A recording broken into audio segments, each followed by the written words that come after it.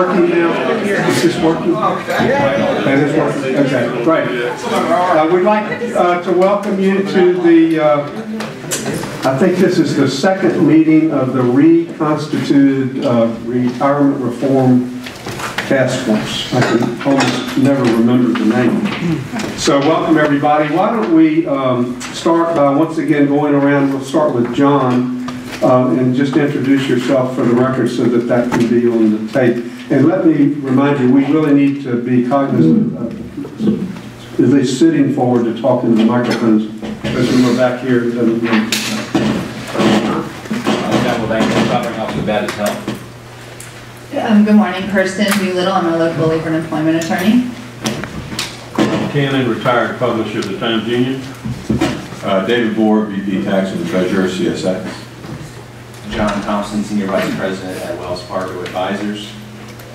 Greg Smith, Chair of Jacksonville Chamber.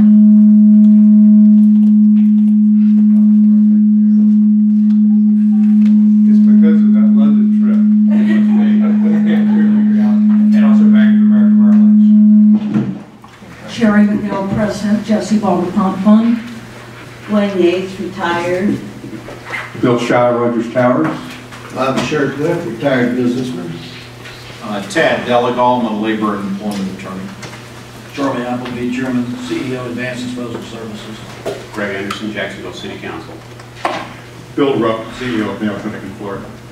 Great, thank you very much. We have a number of staff from the city. I'm expecting President Goldford from the City Council. I don't know if the mayor is coming or not, but thank all of y'all for being here. As y'all know, last time we heard a presentation from the Pew Charitable Trust, and we were excited by that and engaged them, invited them to come to help us. And this is the first of their presentations today where they're doing some analytical work of where we are and making observations about the various parts of the existing plan, the mediated settlement proposal, and the City Council proposal, and then making some observations about pension bonds and real estate assets and that sort of thing. I should tell you that since our last meeting, they have not been stuck in offices in Washington and New York.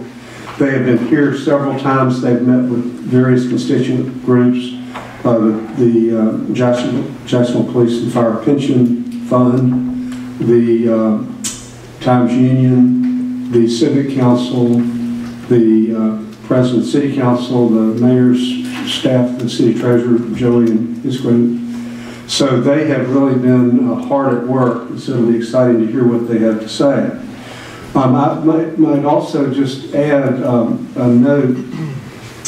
In many ways, this has been providential because y'all remember that this that Pew coming to us was really unsolicited and just amazing. In the same way, I continue to think that I'm very optimistic about our efforts because people just really want to help us. We had a call, my law partner Wyman Duggan is in Leadership, Florida, and by coincidence met a guy from Naples who's on their city council and was in charge of their pension reform and sits on the one of the statewide groups that analyzes things like this, and that's Gary Price. Gary is here on his own nickel. He just said, I'm a city council person, and if there's any city council person that wants to hear how we reacted to the pressure, then he's voluntarily made himself available to help us. So Greg, particularly for you and your colleagues. Gary will just make a few remarks later on, but again, that was totally unsolicited, so we're really grateful for you being here. So, I remind you to turn off your cell phones, and I've already made a comment about the microphones. And without further ado, I'd like to introduce, I think David Drain is going to start for Pew.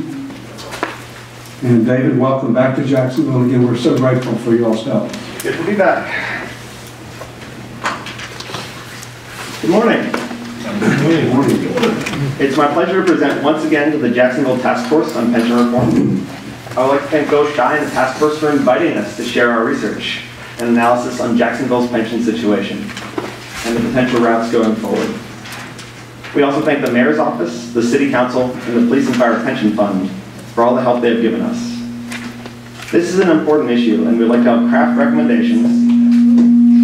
Just bend the microphone up. That will meet the needs of the city, of workers and retirees, and of taxpayers. My name is David Drain, and I'm a senior researcher at the Pew Charitable Trust. We've been studying the issue of public sector retirement systems since 2007 because of all the bills coming due for states and cities. Perhaps the most daunting is one for pensions and retiree health benefits. We've partnered with the Laura and John Arnold Foundation to help improve retirement policymaking through data analysis at both the state and local levels. We're also working with Jonathan Trichter of Mava Municipal Solutions to supplement our analysis, and he'll be presenting some of their findings today. Jacksonville runs or participates in 3 pension plans: the Jacksonville Police and Fire Pension Fund, the Jacksonville General Employees Retirement System, and the Florida Retirement System. Of those, the Police and Fire Pension Fund is the most underfunded and will be the subject of my remarks. I'd like to make it clear that these are preliminary findings and do not yet constitute a full review of all aspects of Jacksonville's pension challenges. Furthermore, these remarks do not include any of the input and insight we hope to gain from the next task force meeting, where key stakeholders will have a chance to share their analysis and make recommendations. I'll start by presenting on 3 questions: how the Jacksonville Police and Fire Pension Fund is currently doing, how the mediated settlement agreement would affect plan finances and worker benefits, and how the Civic Council proposal would affect plan finances and worker benefits. Jonathan Trichter will then share an analysis of bonding and other asset transfers, as well as provide our initial examination of investment policies. And I will then conclude with some initial recommendations on disclosure and transparency, and discuss next steps. After that, we welcome both questions from the task force, as well as members of the audience. There are 8 numbers that give a snapshot of the fiscal state of the retirement system. The number to start with is the actuarial liability. This is how much a retirement system should have on hand right now to pay for the promises that have been made. This is the best guess by plan actuaries, and it might end up too high or too low. An important thing to realize about the liability figure is that it assumes that the money set aside will generate investment returns over the years and decades until the bill is paid off. Going forward, that assumed return will be 7%, though in the past the Police and Fire Pension Fund has assumed 8.5%.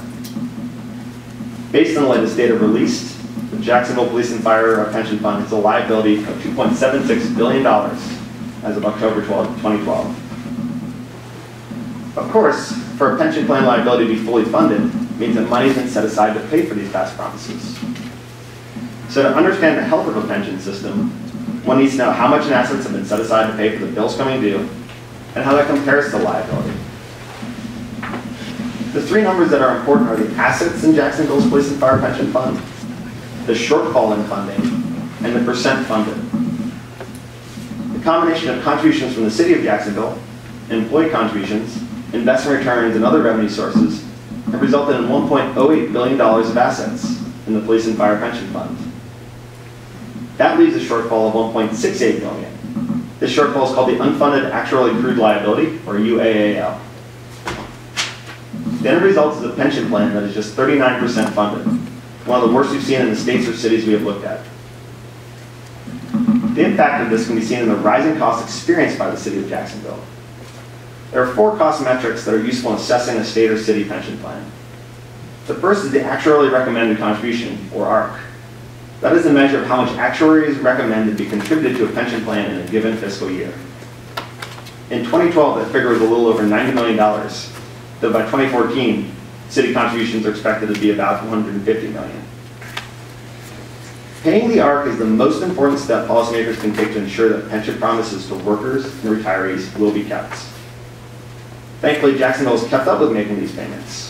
This is in contrast to many other states and cities where policymakers have skipped these payments in both good times and bad. The ARC payment is made up of 2 things: a component called the normal cost and a component called the amortization of the unfunded liability. Both are typically expressed as a percentage of total payroll of plan members to help allocate these costs. The normal cost is simply an estimate of how much it would take to pay for benefits earned in a given year, plus the administrative cost of running that plan. In the 2012 actuarial valuation, that was estimated to be 38% of total payroll. In other words, for every $100 that the city of Jacksonville spends on public safety salaries, another $38 will need to be set aside to pay for new benefits. The normal cost is the easiest way to quickly compare the generosity of two sets of benefits. In 1998, the estimated normal cost was a little under 15% of payroll. This more than doubling of the normal cost reflects the impact of both benefit increases over the subsequent years, as well as changes in the plan assumptions. The amortization of the unfunded liability is the other piece of the arc, and it represents the amount necessary to pay down any pension debt that has been accumulated in the pension fund.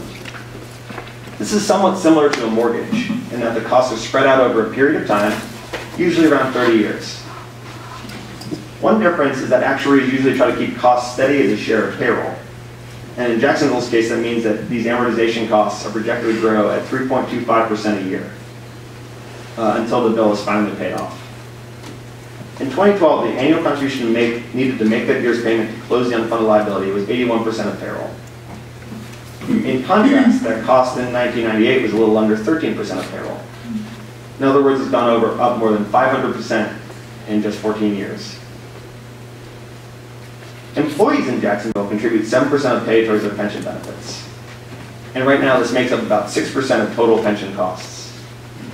In 1998, these contributions were about a quarter of pension costs. Our analysis cannot give a precise account of how these costs came about, but we can point to three key things. First, increasing benefits retroactively added to the unfunded liability. For example, in 1996, a COLA was introduced. And from 1995 to 1996, unfunded liabilities rose by more than $125 million. Other changes included higher multipliers, the addition of the drop plan, an improved death benefit, and increased health subsidies. Each of these changes increased both the unfunded liability and increased costs going forward. Most of these benefits were offered at the tail end of a period of strong economic growth and strong investment returns. Subsequently, plan assets fell in the aftermath of the dot-com bust, and from 2002 to 2002, reported actual assets of the pension plan dropped by $190 million. The financial crisis of 2008 further strained an underfunded pension system, so it is important to make clear that these pension challenges facing Jacksonville preceded the Great Recession. Finally, plan assumption changes, most importantly dropping the investment assumption from 8.5% to 7% over the long term, led to a big increase in the reported unfunded liability. It's important to realize that these changes to numbers reported, ultimately that bill will have to be paid regardless. Lowering the discount rate or lowering the investment assumption means that liabilities and costs go up in the short run, but in the long term, putting more money in the fund will improve the funding situation. Another interesting consequence of this change is how fast the current unfunded liability is expected to grow. Pension accounting has liabilities grow at the assumed rate of return. So Jacksonville's $1.68 billion unfunded liability is now projected to grow at 7% a year rather than the previous rate of 8.5%. In other words, changing the assumption meant that you went from a lower assumption, or lower unfunded liability that was going to grow faster, to a higher one that was going to grow slower.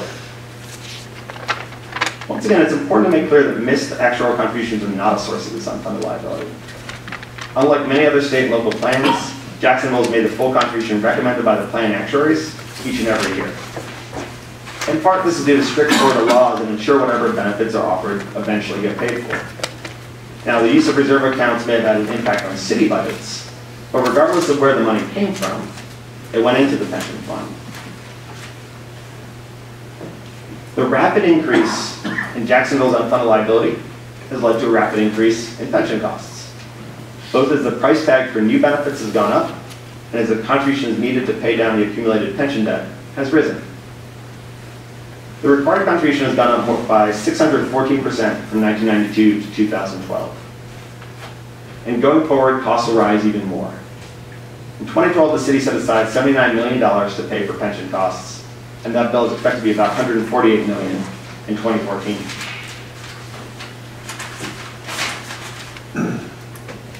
Comparing Jacksonville to the Florida retirement system can be instructive in putting Jacksonville's figures in context.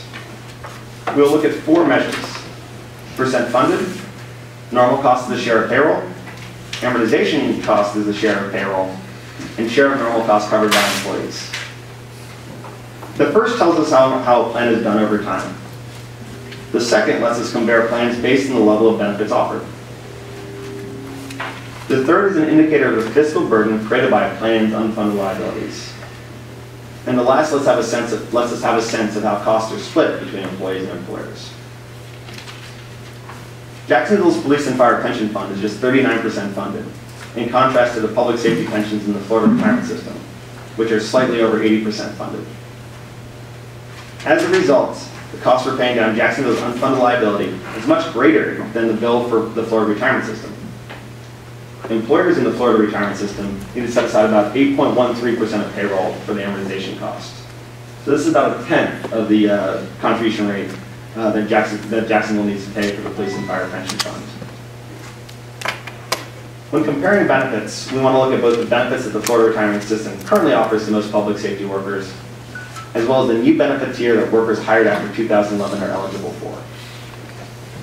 I want to quickly go over some of the plan provisions of both the Jacksonville Police and Fire Pension Fund, the FRS benefits for members hired before 2011 in public safety jobs, and FRS benefits for new workers. The multiplier for the Jacksonville Police and Fire Pension Fund, which is the percentage of final average salary a worker is entitled to receive as a retirement benefit for every year of service he or she completes, is 3% a year for the first 20 years of service and 2% of a year for the next 10 years, meaning that a 30-year worker is entitled to 80% of his or her final salary. In the Florida retirement system, that multiplier is 3% for each year of service. Workers in the Police and Fire Pension Fund can retire starting at 20 years of service, whereas pre-2011 workers in FRS need 25 years of service or to be age 55, and post-2011 police officers and firefighters need either 30 years of service or to be age 60. Both PFPF and pre-2011 FRS employees are entitled to 3% annual cost of living adjustments, or COLAs, but post-2011 FRS workers are not entitled to a COLA. These and other differences lead to different costs for new benefits. The cost for pre-2011 benefits for public safety workers in FRS was estimated to be about 22.34% of pay, about 1/3 less than benefits in the Police and Fire Pension Fund. New benefits for workers hired after 2011 is a little more than half of Jacksonville's price tag. The normal cost is estimated to be close to 14% of pay, or less than half the price tag of Jacksonville Police public safety pensions. FRS employees now contribute 3% of their salary to the cost of their pensions, but prior to 2011 there are no employee contributions, which is substantially less than what Jacksonville public safety workers contribute. So as has been discussed in the press by policymakers and now in this task force meeting, it is clear that attention needs to be paid to the Jacksonville Police and Fire Pension Plan to make sure that it is affordable now and in the future, to make sure that promises are kept to current employees, and to make sure that future workers will be on a secure path to retirement. Ultimately, Jacksonville's leaders, including the mayor, the city council, and the Police and Fire Pension Fund, need to commit to comprehensive reform that will fix the city's pension problems once and for all. Any changes should honor benefits that have already been earned, as accrued benefits are legally protected. In the end, comprehensive pension reform must accomplish 3 goals. First, develop a plan to responsibly pay down the unfunded liability over a reasonable period. And this plan should not impinge on funding for key services, hurt the city's overall economic viability, or push the cost too far into the future. 2, adopt a reformed retirement system that is affordable, sustainable, and secure. The retirement system should ensure a secure retirement for workers and reduce the potential for unforeseen cost increases or benefit increases that they'll get paid for to create future funding crises, threatening both public workers and taxpayers. Third, ensure that whatever plan the city offers enhances the ability to recruit and retain a talented public sector workforce.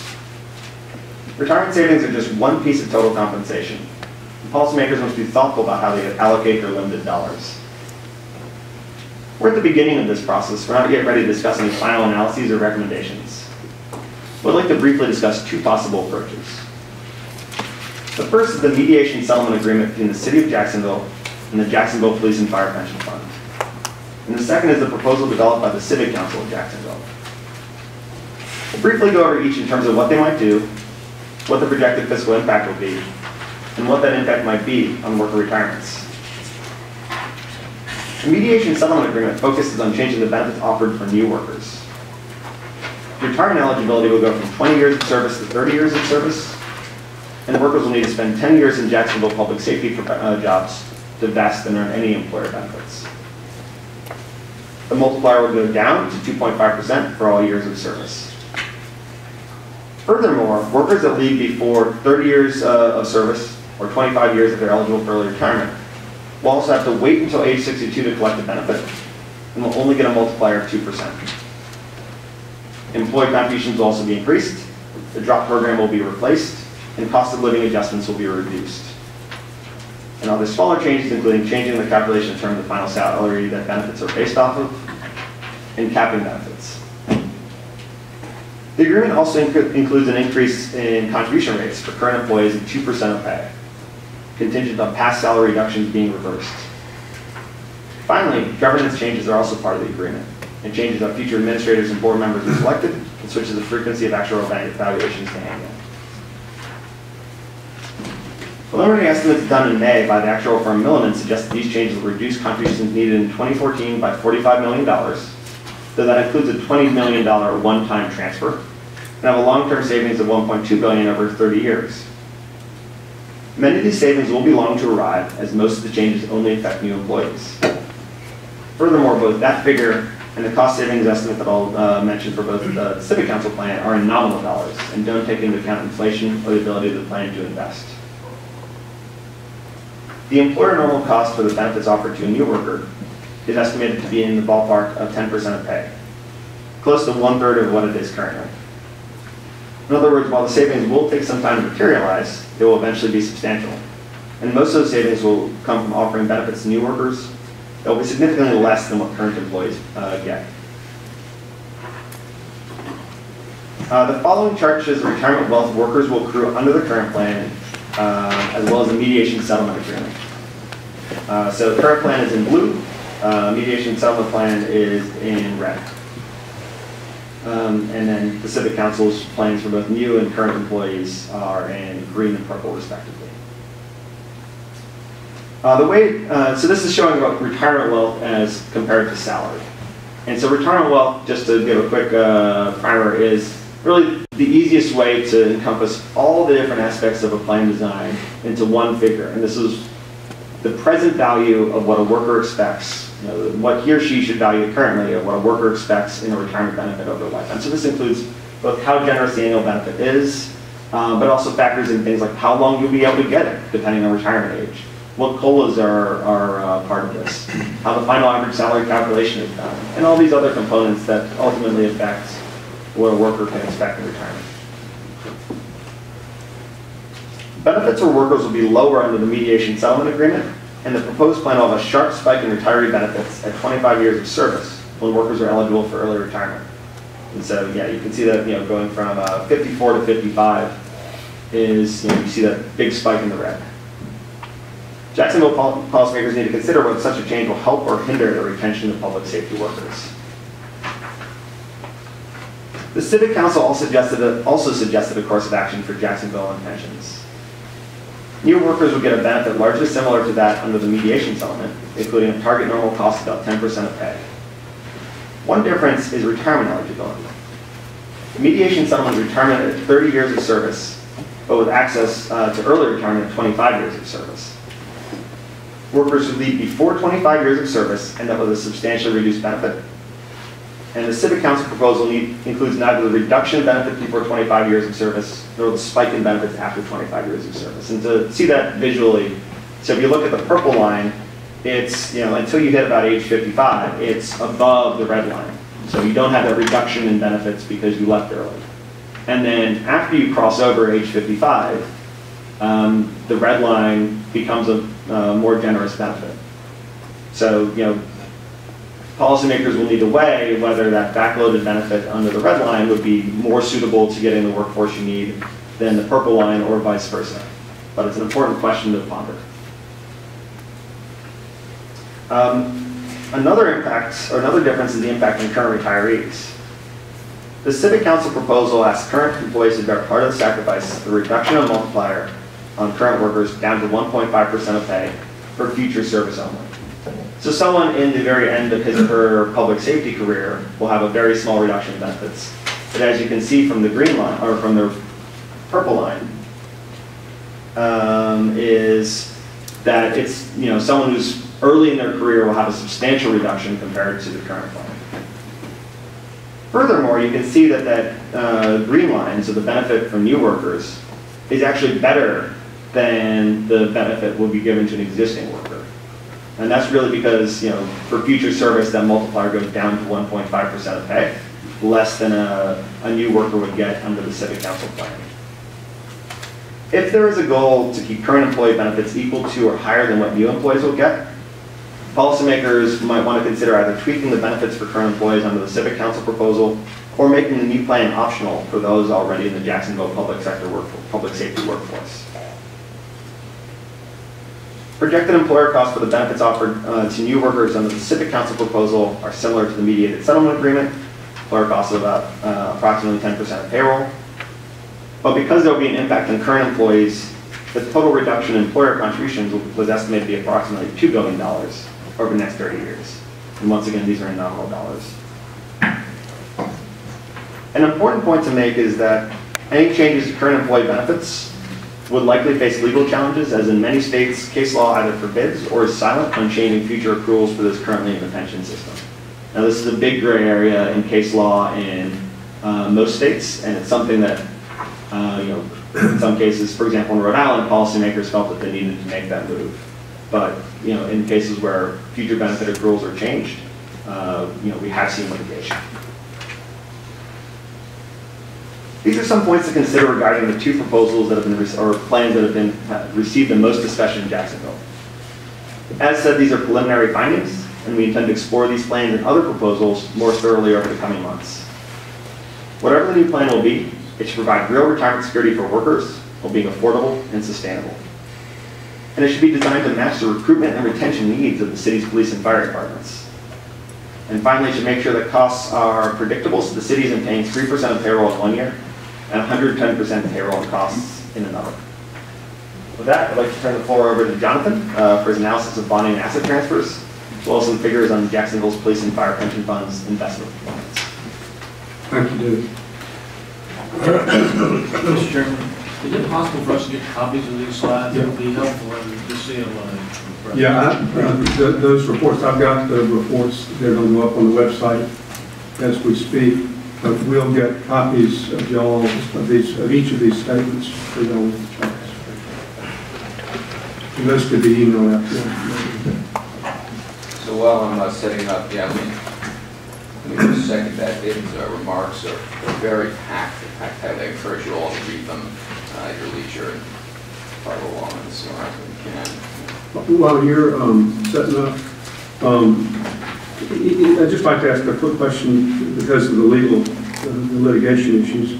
Cindy or Jim Lynn, Cindy Blackwood, in Florida, is it possible legally for current employees to be charged, to increase their burden going forward, knowing that you can't go backwards, but under recent case law, can employees be required to contribute more going forward? That would be a matter, yes. So the answer is yes. It's a matter of collective bargaining, and that's the one element of collective bargaining that cannot be imposed.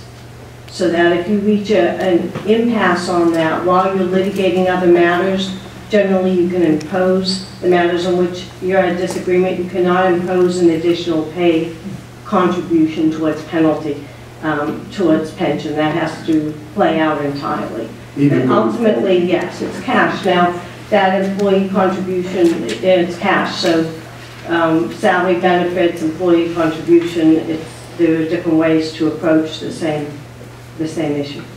Can I sort of ask a question and clarify? Cindy, I understand that, but one other aspect is, though, if an employee is currently vested, that employee can leave and have the benefits that are already available to the employee, which will be available either immediately or at a later date. Yes, correct, but as I understood the question, it was only whether, if the contribution is presently 7%, whether it could be moved to 10% legally. Other changes to vested are much different, but in terms of increased employee contribution, allowed have to be bargained and gone down, and if for some reason that doesn't work, then you can, at least in a short term, get 3% on salary reductions. So I can give more detail later, but generally, yeah. Yeah, I just wanted y'all to understand that preliminarily on the legal statement, since we're talking about increasing, well, what they alluded to was increasing employee contributions that there's some negotiation. Right. Cindy, in the event that a change was imposed, let's say we got the impasse, and during the impasse there was decisions made by the policymaking body, how long would those changes be in effect for? And there you have the issue that's unique to Jacksonville. I'm in low heels today, I can't adjust. In Jacksonville, where they waive the right to bargaining, typically you could impose, and those are in until your next contract negotiations or until it's actually resolved. But here, we couldn't impose because then the police and fire pension fund had separate issues with us, a separate contract in which they filed a cross-claim in federal court. So, but for that, would be in the usual union proceedings, but we do have this separate agreement unique to Jacksonville on pension, which keeps us from imposing. So we're back to the 30-year agreement. We're back to the 30-year agreement. We'll see that.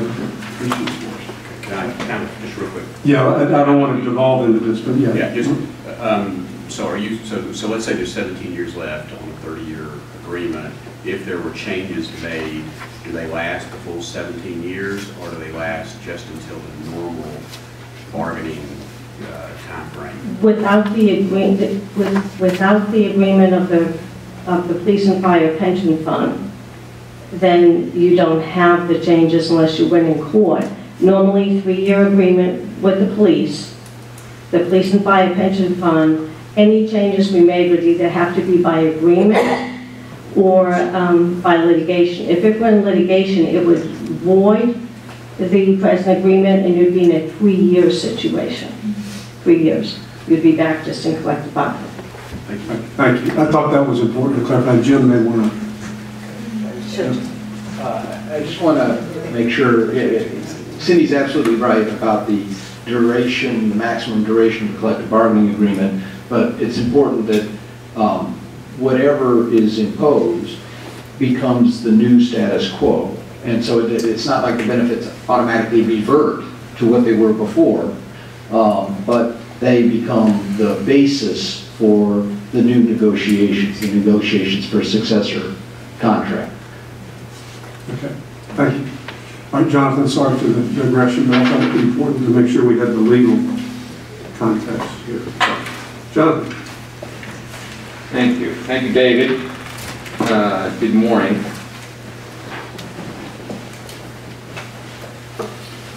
As David mentioned, my name is Jonathan Schrift. I work for a restructuring firm called Meva Municipal Solutions. We're part of the professional team assembled by the Pew Charitable Trust and the Laura and John Arnold Foundation Partnership to work on pension reform around the country.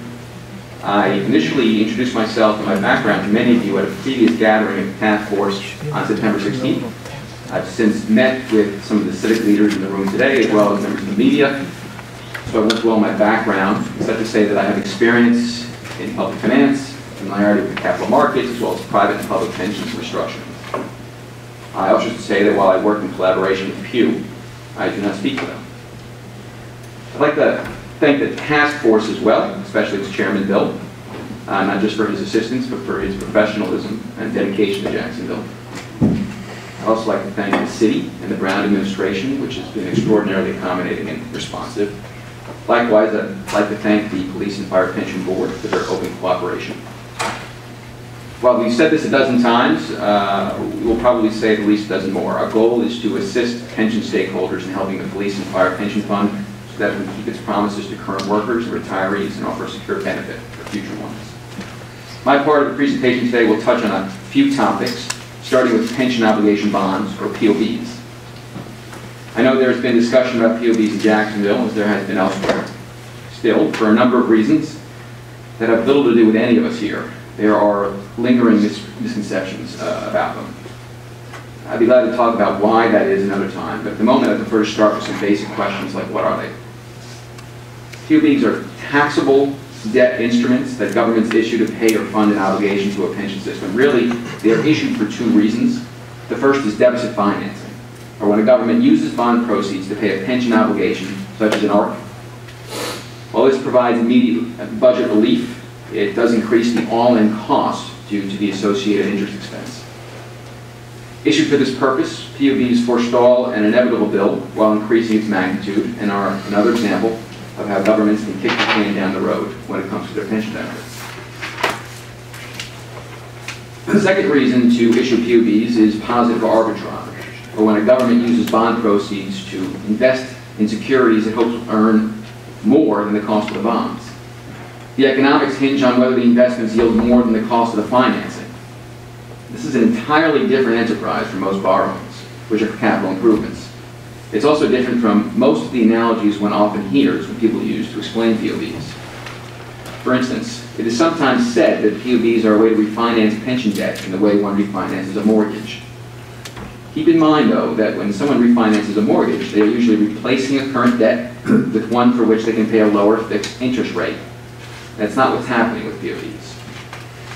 When a government issues bonds, it incurs a new debt without extinguishing the old obligation.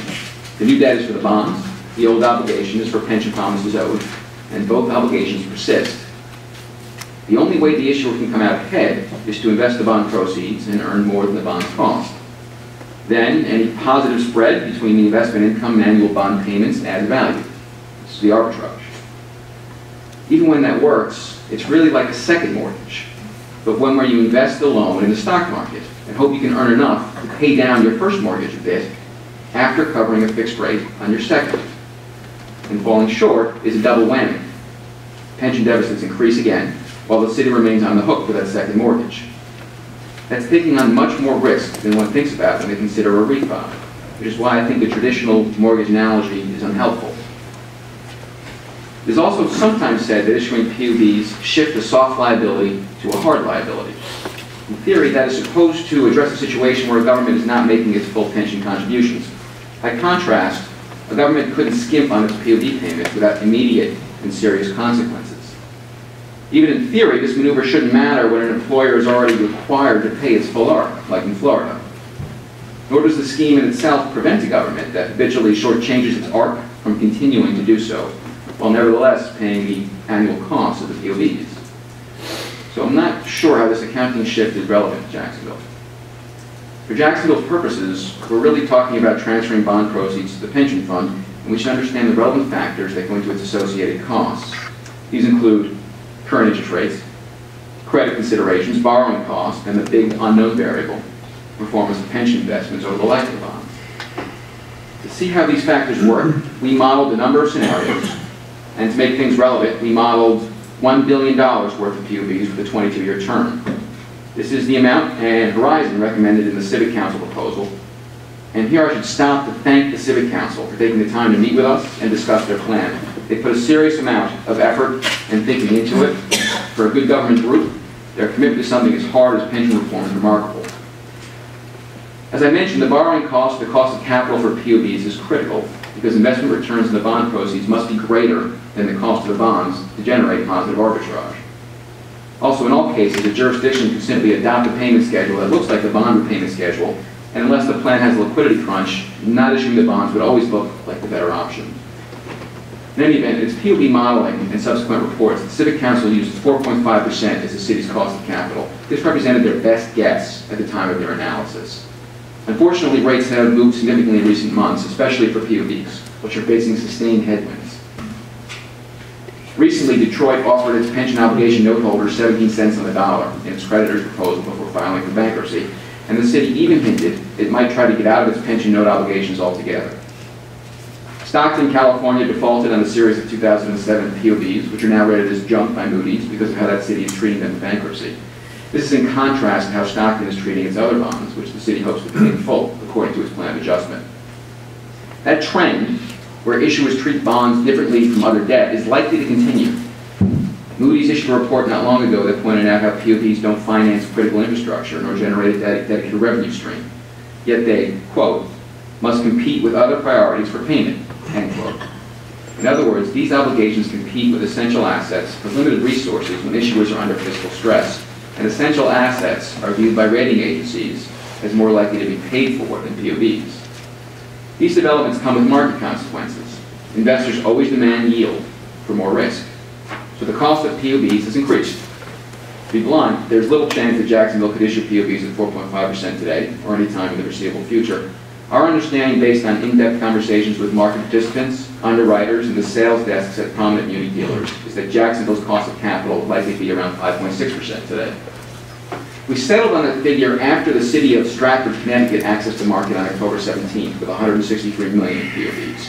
Its overall issue cost was 5.6%. Stratford is rated A1 Moody's, one notch below Jacksonville, but the bonds were issued as general obligations, something Connecticut allows for. In Jacksonville, my understanding is that issuing POBs as a general obligation would require a voter referendum. So the soonest the city could issue on that credit would be November 2014, presuming it passed a referendum. I have no idea what rates will be then, but I would bet they'll be higher. Realistically, Jacksonville is likely only able to issue POBs as a special revenue credit, or what I've heard referred to as the covenanted credit. That credit is one notch below Jacksonville's GO, putting it more or less in line with Stratford for our purposes. Furthermore, Stratford issued a pension obligation bond over a 25-year horizon, which is close to the 22 years the Civic Council recommended. All of this is just to say that the Stratford deal is a good proxy for the spot market. So we used 5.6% as our cost of capital, and we modeled $1 billion in POBs over 22 years under different market scenarios, using the provisions of the mediated settlement agreement, I should point out. Our first set of scenarios took the Jacksonville Police and Fire Pension Fund's recent investment returns for the previous 13 years. In other words, we modeled what would happen if future returns for the next 13 years mirrored those in the past 13. Here's what we found. This chart's a little thick, so let's take some time to unpack it. Using pension obligation bond proceeds to infuse the PFPF with $1 billion in cash would increase its funded ratio to 73% in 2014 and reduce the city's ARC payments going forward. At the same time, the city would be on the hook for debt service payments on the bonds. The blue part of that graph are the ARC savings. The bottom half of that graph are your debt service payments. Can anybody tell me why there are two colors in the debt service payments? I want to make sure everybody's following this. Interest and principal. So that's breaking up the interest and the principal in the debt service payments. As you can see, the principal over the 13 years is reduced. I'm sorry, as the principal is reduced, so is the interest. But it's a flat debt service payment in the amount of about $80 million a year, given our model. Now, over just these 13 years, that debt service would be $1 billion. This is the second mortgage in my analogy. And under this scenario, the city would have paid $183 million in debt service, more in debt service, than it would have achieved in ARC savings over those 13 years. The data, it's a little hard to see, but the data is underneath that graph. And when you look at it in your own time, you'll be able to follow the annual delta, that is the delta between ARC savings and debt service payments, and the cumulative delta is there as well. It's highlighted in that gray at the bottom. Overall, in this scenario, we're talking about $164 million in net present value losses. And again, the scenario is, should returns mirror the past 13 years. Finally, because the city fails to achieve its annual assumed rate of return over this period in this scenario, it's compiling new deficits, and the funded ratio of the PFPF declines a bit to 71% in 2026 compared to the 73% in 2014. And of course, the city is on the hook for the additional cost of any new increase in the unfunded liability. Now, in this case, there are still many years left on the life of these bonds. So what we did next was to take the last 13-year compounded annual growth rate of the PFPF and project it over the entire 22-year horizon of the bonds. Under this scenario, the city would pay all-in debt service in the bonds at $1.8 billion, and that's $180 million more than the city would save on its ARC payments. This amounts to $158 million in NPV losses, net present value losses. So it would have been effectively $158 million cheaper in today's dollars if the city never issued the PFPs in this scenario. But the PFPF would wind up 85% funded in 2035. Note, these data are a little different than the previous data over the first 13 years, and this is because we used a smooth rate of return in this example, whereas our first case included volatility in the returns. This is a good illustration of how volatility can be a key risk factor in issuing PFPs, and it's something that never shows up in actuarial illustrations that assume flat returns. We will come back to that point. Next, we modeled future market projections based on the conservative expectations of some notable investors for the new lower growth outlook for the 21st century U.S. economy. Specifically, we assume returns of 6% for equities and 3.5% for fixed income. Using the rough weighted average of the PFPF's recommended asset allocation, we came up with a conservative rate of return estimated for the full 22-year life of the POB issuance. Comes out to 5.4% compounded annual growth rate. Again, in this scenario, the funded ratio of the PFPF jumps in 2014 to about 80%. And the reason there's some inconsistency among our scenarios in the initial funded ratio after the POB infusion is because we are including year one return in that 2014 figure. More importantly, the city spends $16 million more in debt service in the POBs than it receives in ARC savings. Interestingly, that amounts to an NPV loss of $47 million over the life of the bonds. And the reason that NPV loss is so different than the $16 million figure is because the debt service costs substantially exceed the projected ARC savings in the first few years of the horizon, whereas the positive savings that materialize in the future are worth less on a present value basis than the early year losses. The next scenario we modeled assumed the same flat annual rate of return that the PFPF would assume under the mediation settlement agreement. This is more or less what the Civic Council modeled, although they used a lower discount rate and a 4.5% cost of capital. Using 5.6% as the financing cost, the city would realize $353 million more in ARC savings than it paid in debt service on the POBs, for a projected net present value savings of $202 million. The PFPF's funded ratio would reach 99%, or effectively fully funding, in 2035 at the end of the bond period. Returning to the matter of volatility, real returns are more random than flat assumptions. So say the markets drop 10% in year one, right after Jacksonville issues $1 billion in POB. If that happened, then the PFPF would have to earn higher than its expected returns between years 2 and 22 to reach assumed 7% over the life of the bonds. In fact, it would have to earn 7.89% over years 2 through 22, if in year 1 the fund dropped. I just put up a slide here to show you what I mean. The blue yield curve is the base case for the mediated settlement agreement. The red curve is the volatility case, where the fund drops 10% in the first year and then has to catch up a steeper yield curve. And in the volatility case, that's the green yield at the bottom. That's what happens if the fund drops 10% in the first year and only earns 7% thereafter. It never ultimately reaches that 7% bogey. Such is the risk of volatility. POBs are vulnerable to lower returns than the assumed actuarial rate. That's my last point. They are also vulnerable to volatility, especially in their immediate aftermath, due largely to the effect of geometric growth on principal. Once the initial principal suffers losses, it's hard to climb back. So the success of POBs hinges on market timing, and whether a municipality should be in the business of market timing is a question for the task force to consider. The truth is that the market for POBs is such that there's little chance Jacksonville could sell $1 billion of them. The market couldn't absorb it. And the cost of capital for Jacksonville would be much higher than 5.6%. Honestly, I'm not sure what amount the city could market, but there's at least a possibility the city could issue a $300 million tranche. So we modeled up some $300 million cases based on some of the same scenarios.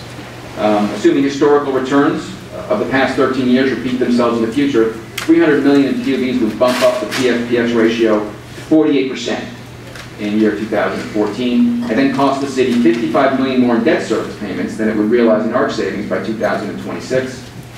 That's an NPV loss of $49 million. And if you stretch those 13-year returns out to the full 22-year life of the bonds, the effect is pretty much the same as this next slide shows. And then our next scenario, recall, we modeled market projections based on conservative expectations of some notable investors for the new lower growth outlook for the 21st century U.S. economy. For the $300 million notional, under these market conditions, the city would pay $5 million more in debt service than it would realize in ARC savings, or it amounts to a $14 million net present value loss. And our last scenario, excuse me, I think I skipped around a bit, but our last scenario here is based on the assumptions of the mediated settlement agreement. And this, again, the fund would start out with an additional $300 million and a 2014 funded ratio of 55%. The city would realize $116 million more in ARC savings that it would pay in debt service on its POVs in this case, and that amounts to NPV savings of $61 million, so long as returns are precisely what the system assumes. And then the PF would be fully funded in 22 years. I also can mention that under this scenario, but assuming 7% annual returns, savings would drop to only $11 million on a net present value basis, and then anything less than 7%, and you start to experience losses again pretty quickly. I'm going to stop there, since we already demonstrated the effect of volatility on initial principal infusions.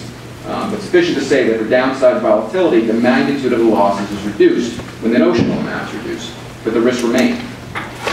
Indeed, the theme here is that the city would take on increased investment risk after issuing POVs, and the economic benefits would be contingent upon whether pension investments earn enough to avoid new deficits. Unfortunately, we're exiting a low interest rate environment for POVs. At the same time, we're exiting a period of American growth that benefited from the Industrial Revolution and its transition from an agrarian economy to a manufacturing economy, plus a number of investment bubbles, and then emerging as a mature service-based economy. Broadly speaking, this is why expert investors believe future market returns are unlikely to resemble the past. Take a look at this slide. I'll read it for you as part of the brief. First quote says, "Let me summarize what I've been saying about the stock market. I think it's very hard to come up with a persuasive case that equities will over the next 17 years perform anything like it performed in the past 17. If I had to pick the most probable return from appreciation and dividends combined that investors in aggregate would earn in a world of constant interest rates, 2% inflation, and those ever hurtful frictional costs, it would be 6%. Warren Buffett." Second quote, "You're not going to get a 7.6% return when the U.S. is seeing subpar economic growth rate of 2% to 3%. You'll be likely to get 6, maybe 5. Lawrence Fink. Third quote, "Risk-taking in financial markets has always presented opportunities, otherwise no one would participate. But pensioner assets should not be used by public bodies for gambling on equities, even if the expectation is this will reduce their cost." Jarman Welch. Now let's see who's been doing their homework and paying attention. Everybody know who Jarman Welch is? The actuary for the police and fire pension fund. So, issuing POVs would expose the city to magnified investment risks and should be evaluated in that context. To my knowledge, the most comprehensive study of POV performance was conducted by the Center for Retirement Research at Boston College. That study examined outcomes for nearly 2,931 POV issuances from 236 states and local governments between 1986 and 2009. Most were out of the money. Still, we wouldn't reflexively condemn them, but we would only recommend that a municipality consider POVs as part of a comprehensive solution that includes new reforms to prevent future pension underfunding. It's really up to the task force to seek those reforms, especially in the event that the city takes on more risk. Next, I want to talk about public asset sales, private-public partnerships, and asset monetizations, with the benefits or proceeds going to the Jacksonville Police and Fire Pension Fund. First, we should consider the overall wisdom of selling public assets. It is generally the case that whenever a state or municipality sells, leases, or monetizes a public asset, it does so at a discount, meaning there is some value to the populace that is lost in the transaction.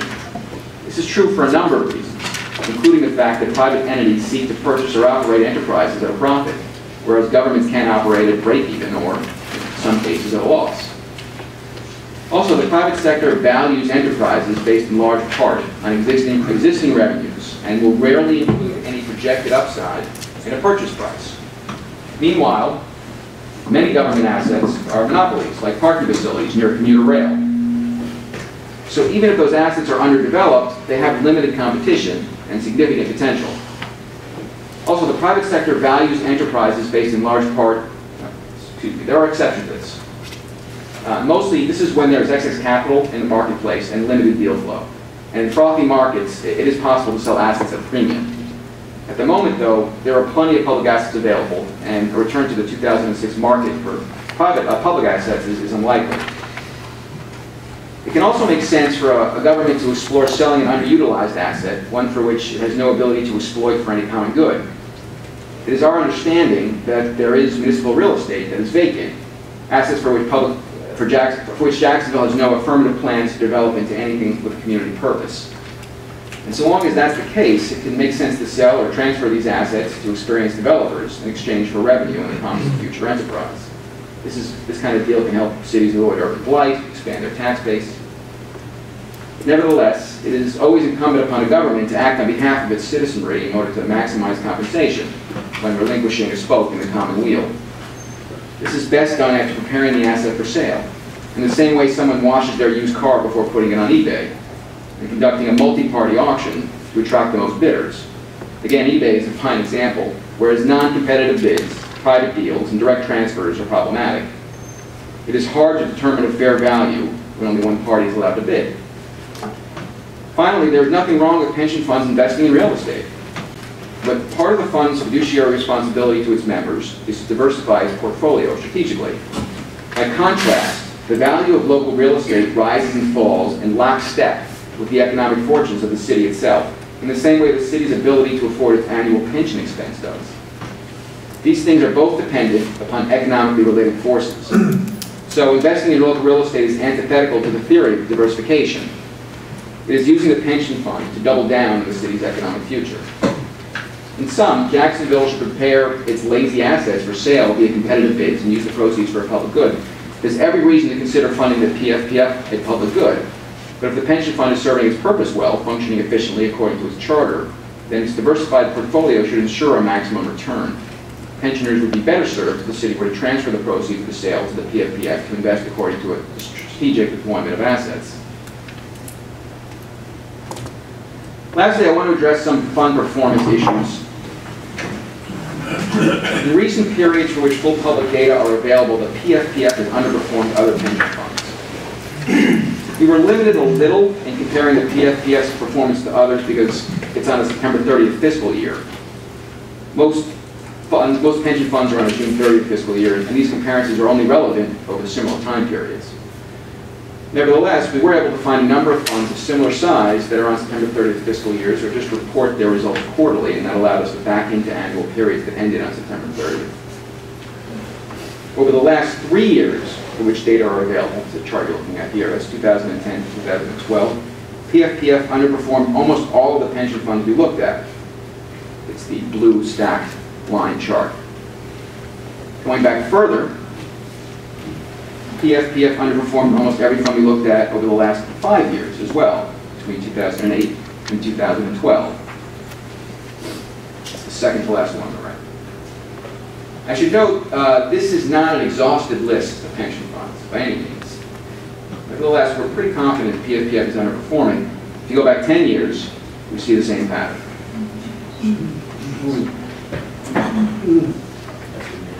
One additional reason we're confident that PFPF is underperforming is the outside amount of administrative investment fees it pays. According to PFPS disclosures, it paid 78 basis points in all-in fees in fiscal year 2012, and 78 basis points in 13, 74 in 12, and 78 in 13. By comparison, FRS paid 30 basis points in fiscal year 2011, the last year for which public data is available. When you're a large enough fund, like PFPF, at some level, you are the market. As a result, high fees serve as friction that practically guarantees a large fund will underperform the market. Meanwhile, index funds mirror the market and offer fees for around 20 basis points or less. A more heavily indexed portfolio could significantly reduce the PFPF's drag, whereas 78 basis points effectively means the fund has to earn an extra 0.78% each year just to reach actuarially assumed rate net of fees. There are a number of reasons PFPF is paying too much in expense and fees. One reason is that the fund is overemphasizing active management of its portfolio. So take a look here. PFPF targets for active versus passive investments compared to FRS. That's what this is showing. And this moves around a lot, and this data is the last for which public data is available for the PFPF. So things have shifted, I'm sure, a little. But PFPF's recommended target portfolio for fiscal year 2012 contains only 22% passively managed investments. And the recommended target for equities on a weighted basis was 83% active or 16.7% or 70% passive. Now I didn't show this here, but PFPF's target for large cap equities was 2/3 active and 1/3 passive in fiscal year 2012. And that's the most efficient market there is. What I did do is isolate this next slide, PFPF's equity allocation for active and passive strategies next to CalPERS. You can see they're almost inverted.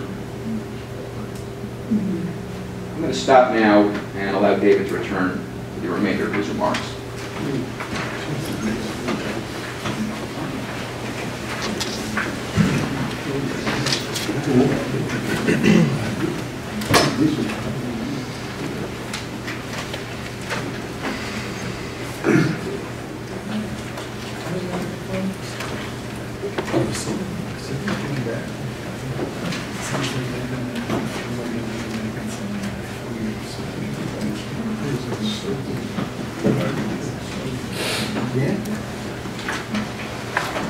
Well, thank you, Jonathan, for that analysis. I want to close off by making a preliminary recommendation on transparency and disclosure, and then describing what we see as the next steps for this process. Following that, both of us are looking forward to your questions. Earlier I mentioned that we're not showing the relative contributions that benefit increases and investment loss and assumption changes made to that $1.68 billion unfunded liability. In other words, we know that three things were factors, but we can't put numbers behind them. And that is because the data simply aren't there. We've gotten full cooperation from the mayor's office and the police and fire pension fund, but they don't have the necessary data either to have a complete picture of the health of the plan. This is because actual evaluations are typically done on a 3-year basis in Jacksonville. And there's too much going on in the 3-year period for analysts and actuaries to be able to accurately understand what has changed from valuation to valuation. As such, we have some recommendations going forward for the task force to consider that would improve the disclosure and transparency of the Jacksonville Police and Fire Pension Fund in future years and enable policymakers, plan administrators, and the public to have a better understanding of the health of the system. Foremost, we would recommend annual actual evaluations so policymakers can have up-to-date information on the health of the pension plan. While some very small plans conduct valuations every 2 or every 3 years, plans of this size typically conduct valuations on an annual basis. Particularly when benefit provisions and actuarial assumptions are being changed, it is important for the plan to be assessed yearly so elected officials, plan administrators, and the public can see the impact of these changes. This is particularly critical because, as we've seen, simply taking contributions into the plan did not keep the Jacksonville Police and Fire Pension Fund in good shape. And understanding how benefit changes, investment outcomes, and assumption switches are affecting things will make it easier for policymakers and plan administrators to keep the fund out of trouble. It is our understanding that the mediated settlement agreement did contain a provision for annual valuations, and we recommend that whenever reforms do occur in Jacksonville, contain such a clause. There are also some additional disclosure recommendations that would make the valuation reports a more useful document.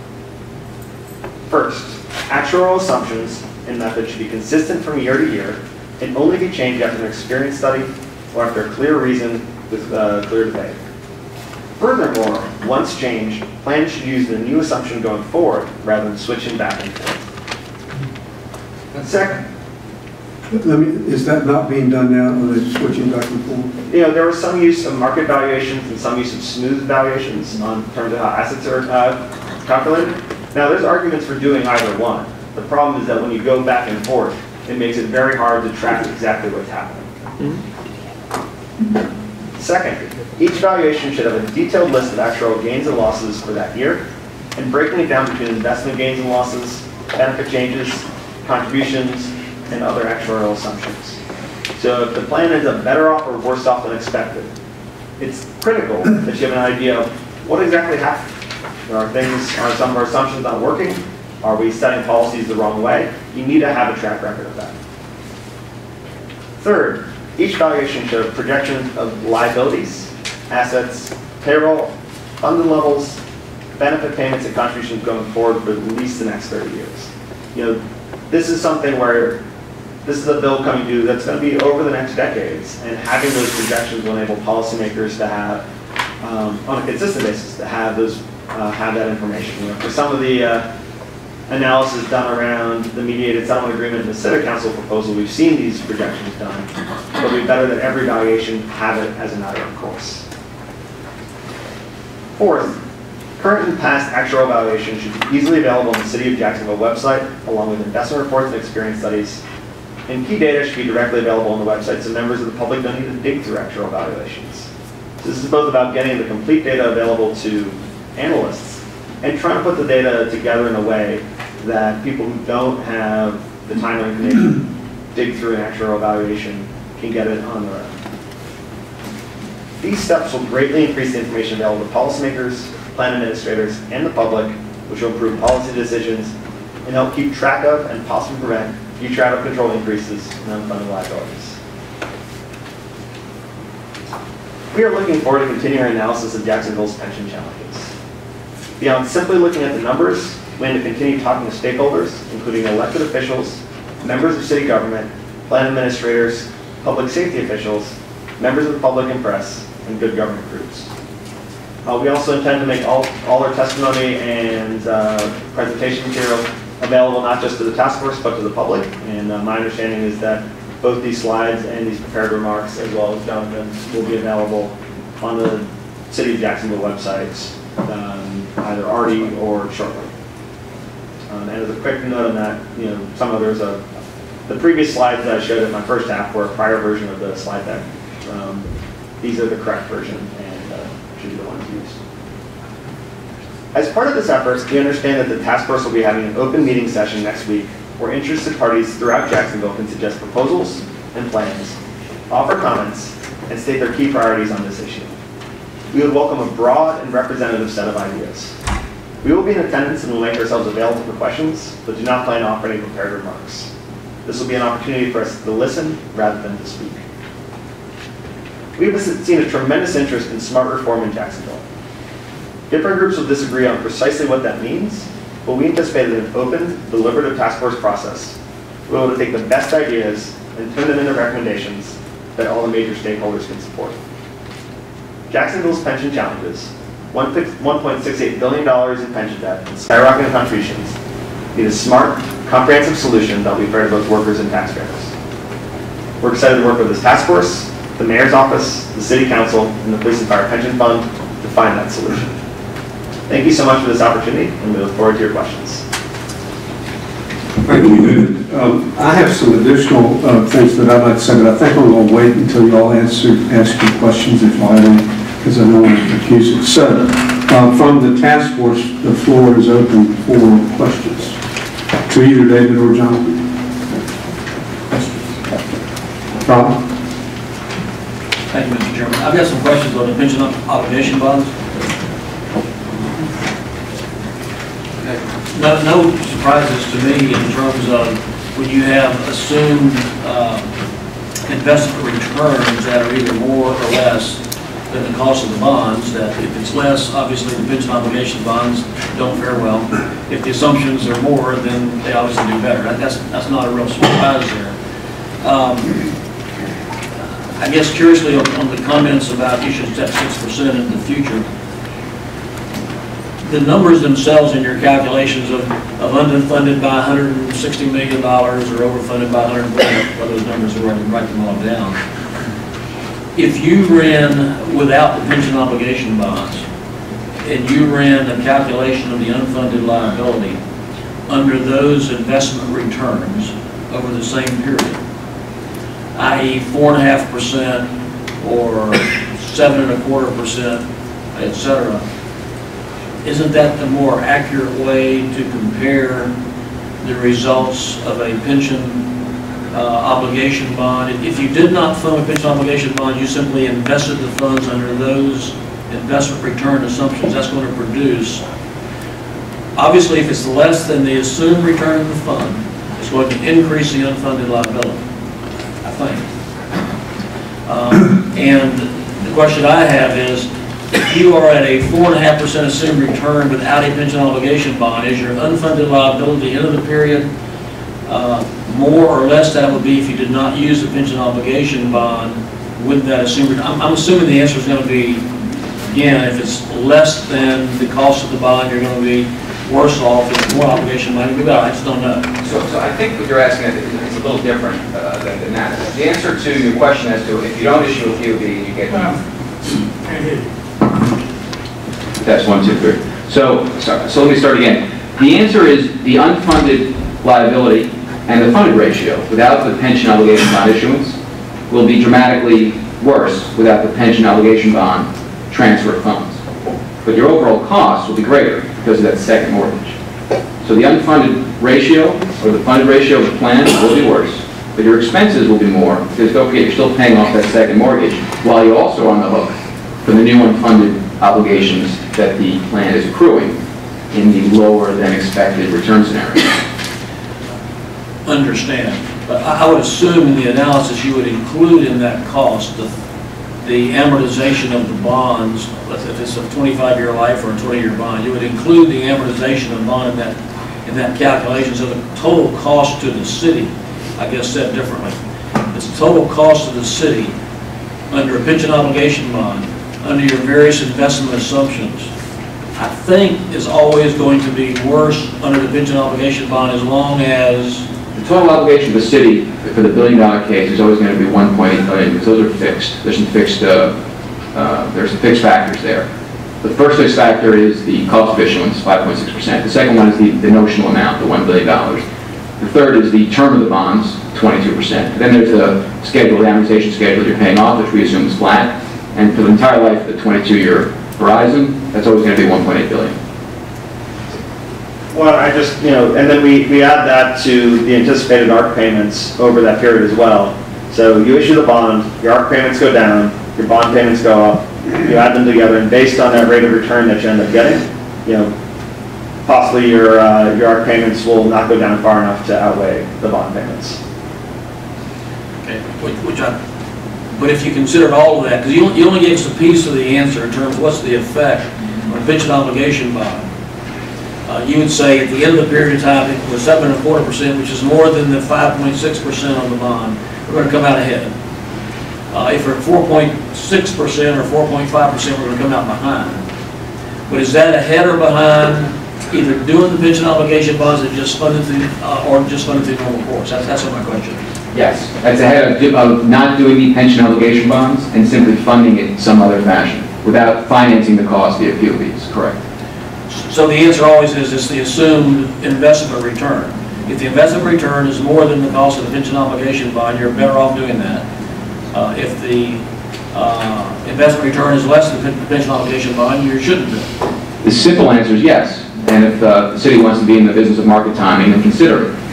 There's a more complex answer as well, and that is that there are some frictions and there are some present value evaluations to take into account. We actually ran the break-even rate this morning, and the issuance cost is 5.6%, but for a number, the present value basis, the break-even rate is 5.82%. So that's to get very technical.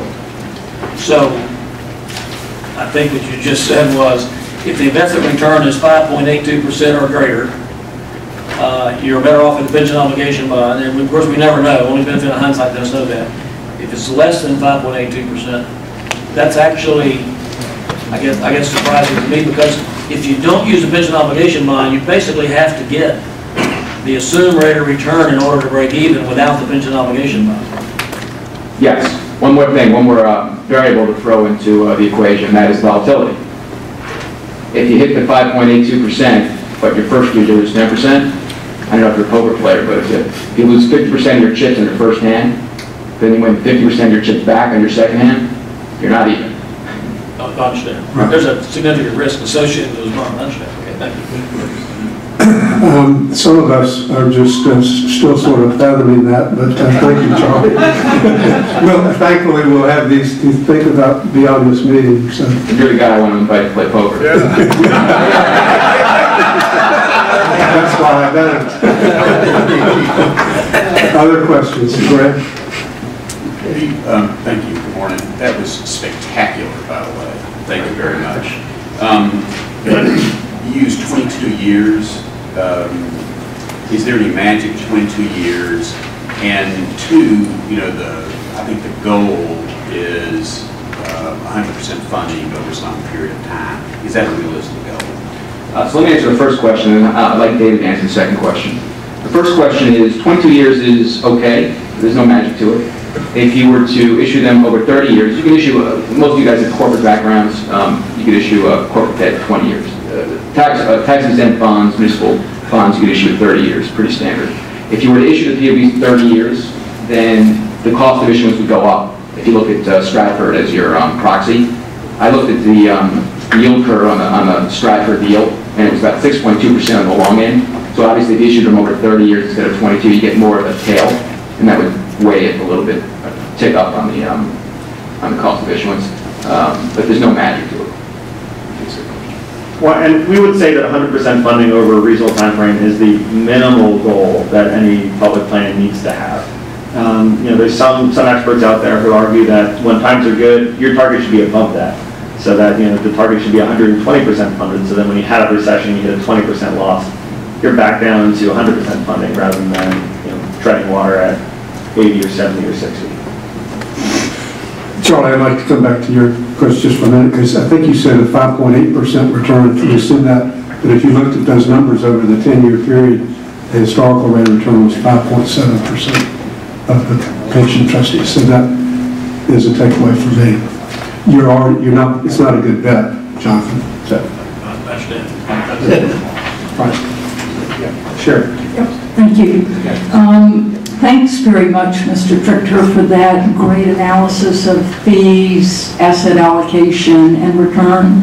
For me, it's really important to understand how we got here. Having read through all of this and listened to you all this morning, I want to make sure that I understand what appear to be contradictions, but I don't think are. JCCI on page 27 clearly states that for 13 years in a row, the city didn't make the contribution that it had been making in a prior 15 years or so. So that's just park that. Moody's said we invested plenty enough money on the city side and the employee side, but we underperformed. I think I heard David say that we added a lot of benefits that we couldn't afford. Another study in here says all our assumptions were wrong. So then Jonathan said we paid high fees, we underperformed, and the asset allocation was all wrong. So help me and help the public understand, were any one of these things more important than others? Is it a combination? A concise sort of statement about how we got here, I think would be really helpful. And then I've got one follow-up question. I mean, I'll let Jonathan talk about the investments and the fee side, but the kind of four big things that can cause an unfunded liability: failing to make contributions, benefit increases, assumption changes, or failing to meet assumptions. That first one, they made the actuarial contributions every year. Now, part of this came from a reserve fund, and we have not looked at this in depth, but I'm sure you could make the argument that that wasn't great for city budgets to be relying on this reserve fund in some years and then having a big cost increase in others. But from the pension fund side, all the contributions that were requested by the actuary were made. Benefit increases, started back with the COLA increase in '96.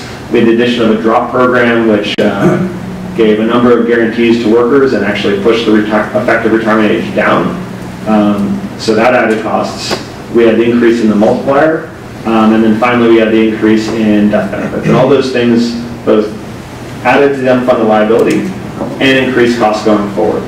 Obviously, and that's the thing that was different in Jacksonville than in other places. So everyone got hit by the Great Recession. Everyone got hit by the dot-com bubble, or collapsing.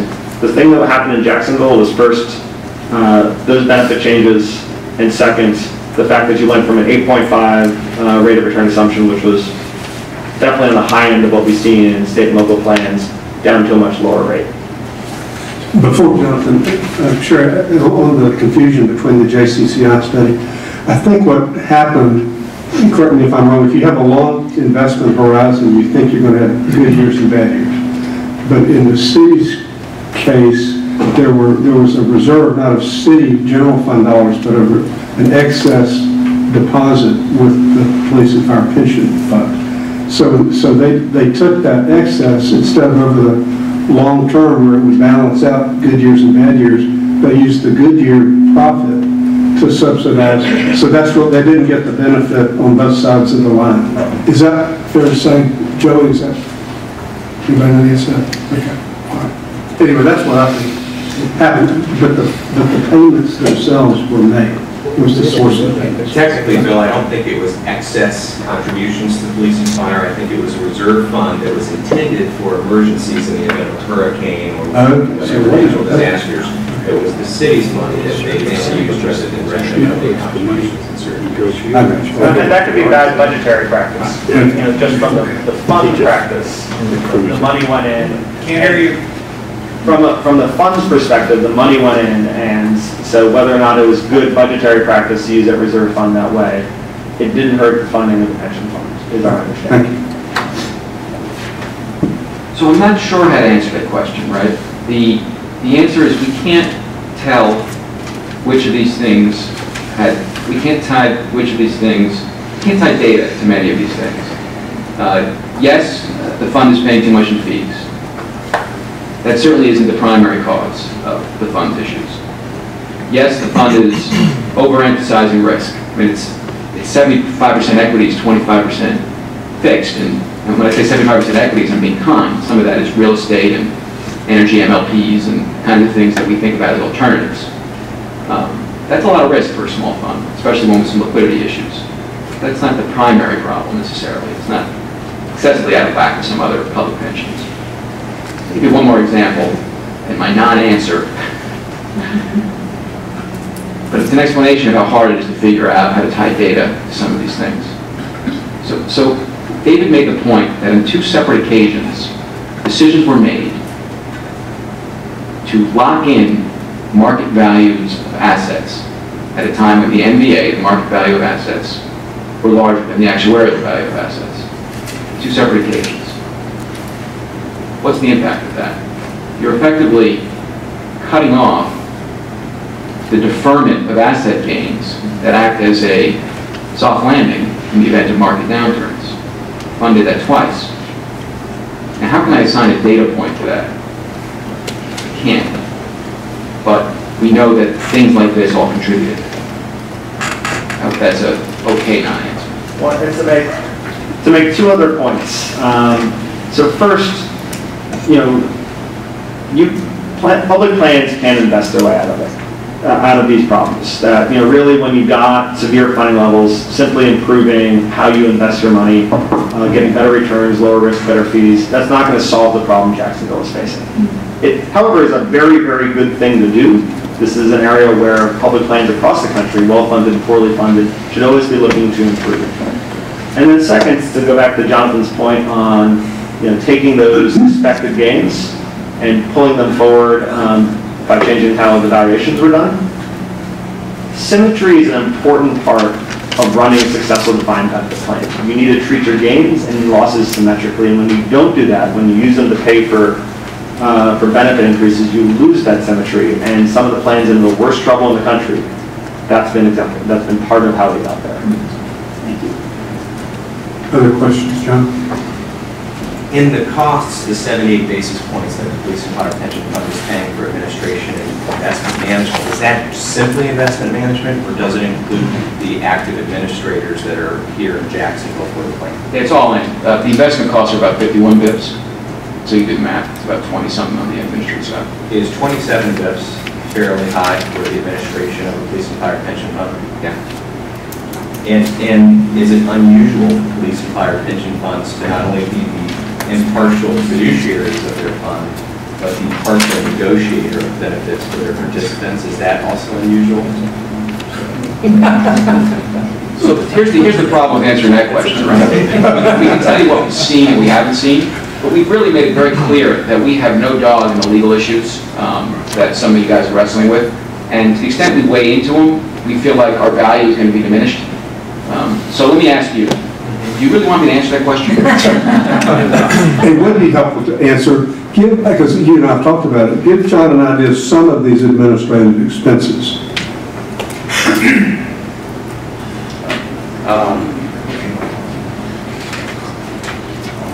How about... or do you want me to do that? Do you know them? Well, you and I have discussed them with the normal administrative expenses. I'd like to just say that they're high. That this fund has taken on some active management of direct real estate and enterprise that require workload and that require expenses. And because these things require energy and effort, you accumulate administrative expenses. The question is why it's high, and it's because this fund is pretty active in that area, I think, is one of the reasons.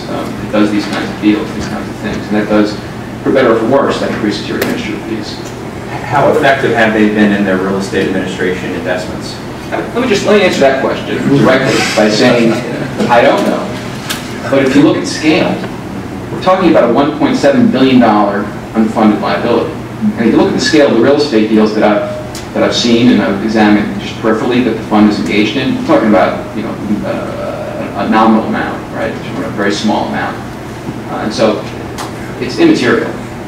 Well, and I think what concerns me as a citizen is and correct me if I'm wrong, I think our executive director and the administration there is also one of the more highly compensated in police and fire pension funds in the state.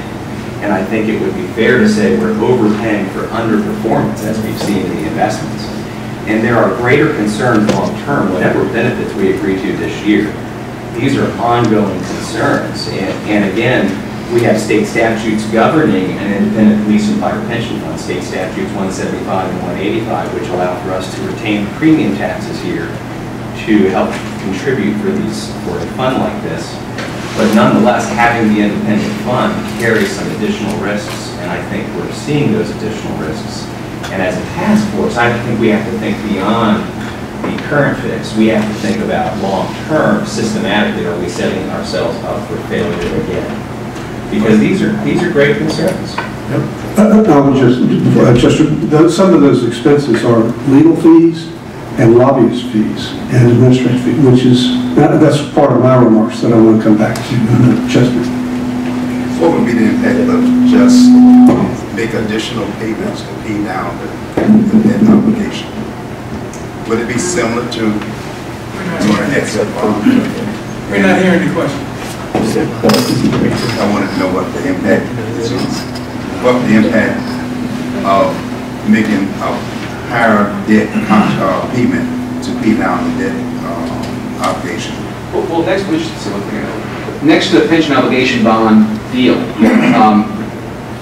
comes down to the hurdle rate, right? It's always going to be cheaper if you can come up with $1 billion to infuse it into the funds without financing it via bonding, so long as you're at or lower than 5.8% returns on your fund, or so long as you don't feel like making that arbitrage play because it feels too much risk. But you do have to come up with $1 billion is one of my scenarios somehow. Well, and can it be amortized?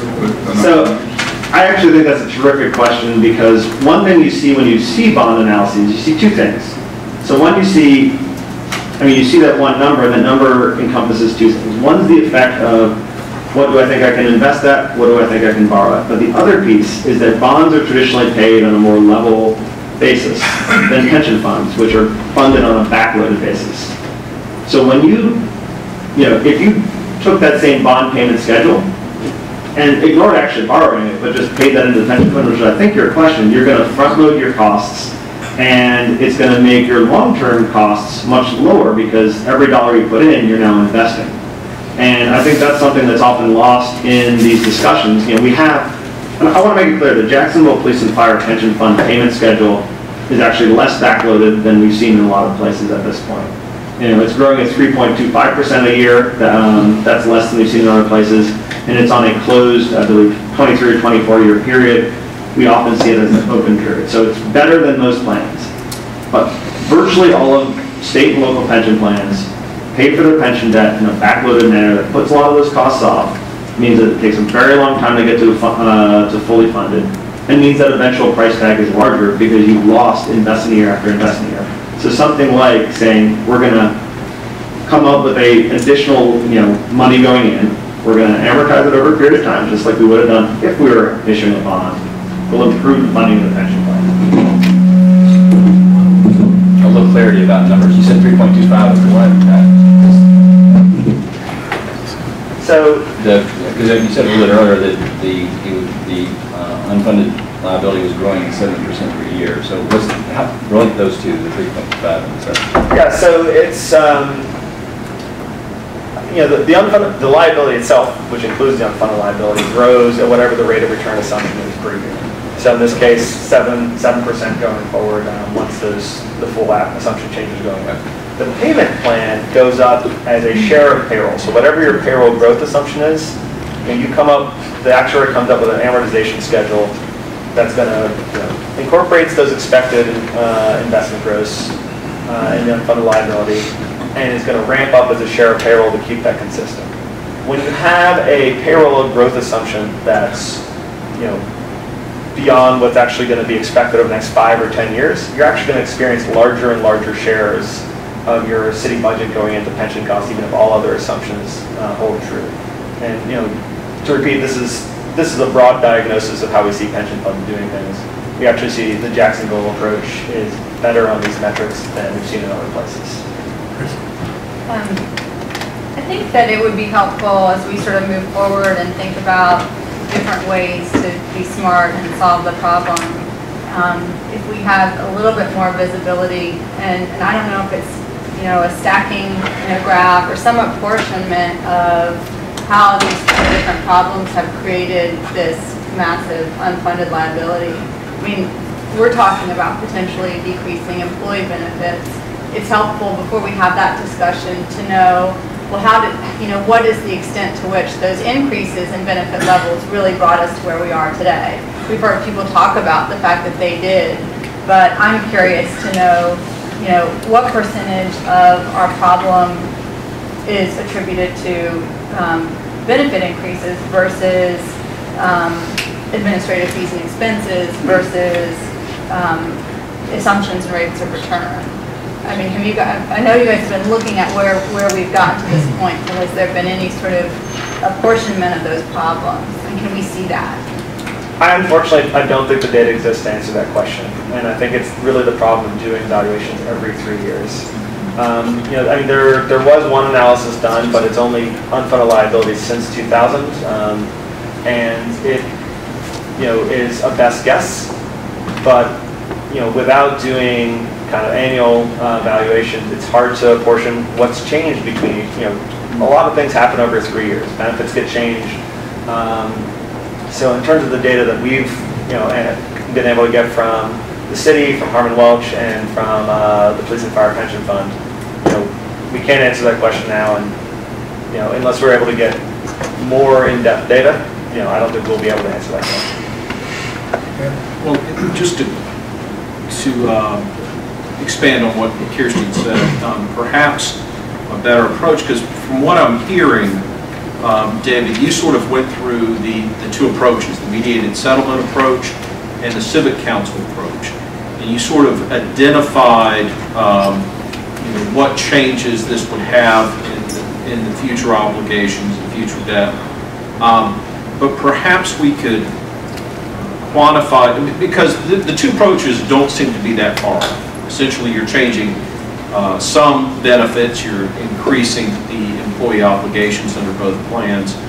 And from my understanding, that's not where the bulk of the savings are going to be. No matter how we change the employee benefits, we're not going to solve the entire problem by putting this on the backs of employees. We're talking about fairly minor differences by changing even, I think 1% of payroll is what, 1.5 million, something like that. So we're talking a very small amount of difference when we're talking about those benefits.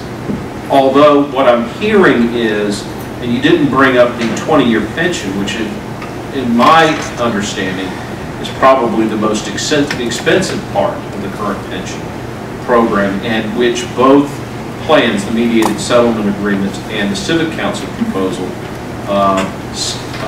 plan to basically jettison. But if we looked at essentially what the differences are, you identified a difference in benefits past that 25-year mark. And perhaps if we took a look at the civic council proposal versus the mediated settlement proposal and how much exactly that would save, that would assist us in making some recommendations in terms of a future proposal. So in terms of the benefits for new workers, the benefits in terms of cost are going to be fairly similar between the mediated settlement agreement and the civic council proposal. But, how benefits are accrued over time and how that matches workforce goals, those differ, and that's an important consideration. Whether a more backloaded benefit that's going to give, that may make it harder to recruit, but will lock people in, is going to be both right for both as an employer and for employees, or a smooth approach to the question that the task force, the city, the police and fire departments will need to answer. The second piece is how much do you want to impact, how much you want to ask current employees to share the sacrifice. And the civic council goes further than the mediated settlement agreement in asking them to accept reduced benefit accruals going forward. And to me, answering those two questions is going to be the best way for policymakers to kind of weigh those two proposals. In looking at that, and just a couple of things. First of all, I didn't see any reference to chapter monies in your presentation. Did you account for that as well? In the analysis done. But also, and I think we briefly touched on this when Cindy was up here, the vesting issues. I understand changing, you can change for current employees.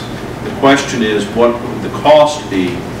If you have somebody who has 18 years in already, that person can just choose not to continue employment, and you still have the obligation of, under the current system to pay that person what would be, I guess, a 56% retirement in 2 years. So you still have those costs if those persons chose to leave.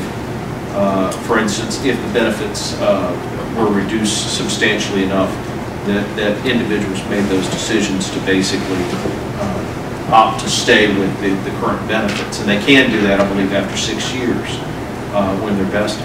And I guess I want to make one other point, because this has been something we did not expect to see in our analysis, and we think so the drop program.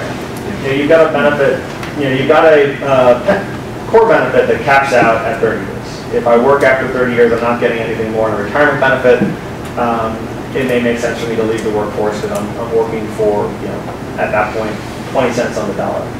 The drop programs are often used to try to get people to work longer, to work beyond that 30-year threshold.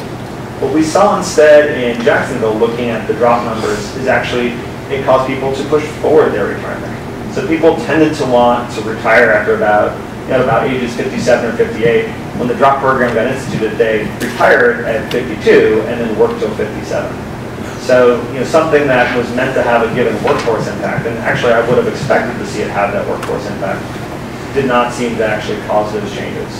So it was an unexpected finding in our review of the data, and you're 100% right that one of the changes, which will have could have big workforce impacts in both the MSA and the Civic Council proposal is to, and what we saw in FRS's changes within its public safety workforce is to ask for longer periods of service from public safety workers. Very good. Just a couple questions. On the debt interest rate, if the city was able to issue in its most preferred structure, which it has to get referendum convention, do we have a view on what that interest rate? On the spot market, yeah, but in 2014, I think I would make is that by funding it via a financing, right? Yes, David, you've got to find the money. There's got to be money found, sure. But doing it this way, though, it increases the city's investment risk. It increases the pension fund's investment risk. The fund is 75% equities, 25% index. It's already pretty risky. Okay, so David's point is valid, and my point is valid. My final point would be just to understand my point, so that you value it in the context it should be, such that if you do go down this path, you safeguard to the best you can that those funds are protected. I think that's my response. And on the timing side, I think we've seen two schools of thought. So there's a pension investment consultant and analyst who's now working for the Orange County Retirement System. We did a lot of thinking about POBs and wrote a couple pieces right when the Great Recession hit and goes, normally I don't like POBs, but boy, this is the right time if ever. And we know that we're kind of at a bottom and that there should be a recovery. Everyone should go POBs right now if you want to do it at all. So, if you do it right after a recession, you've got at least some sense of where you are in the business cycle. You can improve your company. That being said, politically, I think that's a very hard time to sell. Let's borrow a bunch of money and put it in the stock market. And then the other, if you're going to borrow, kind of opposite school of thought is, don't put all the money in the market all at once, because then you're vulnerable to market risk. Put it in tranches over a couple years. So at least you've got some spread out. It's somewhat spread out here. Have a little more, less concerned about timing issues. Right. I think the other thing that's difficult too, just as an observation comment, is the other elephant in the room is what to do about investment return and what do you count on, and certainly in any investment scenario, there's a tremendous amount of risk, and nobody knows what the stock market or fixed income markets are going to do over this period, right?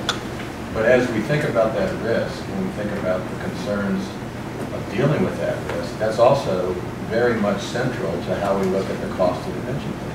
I mean, we're taking on obligations to pay employee benefits with an underlying foundation that we think we can make money by putting assets into investment funds and make them therefore cheaper to afford, right?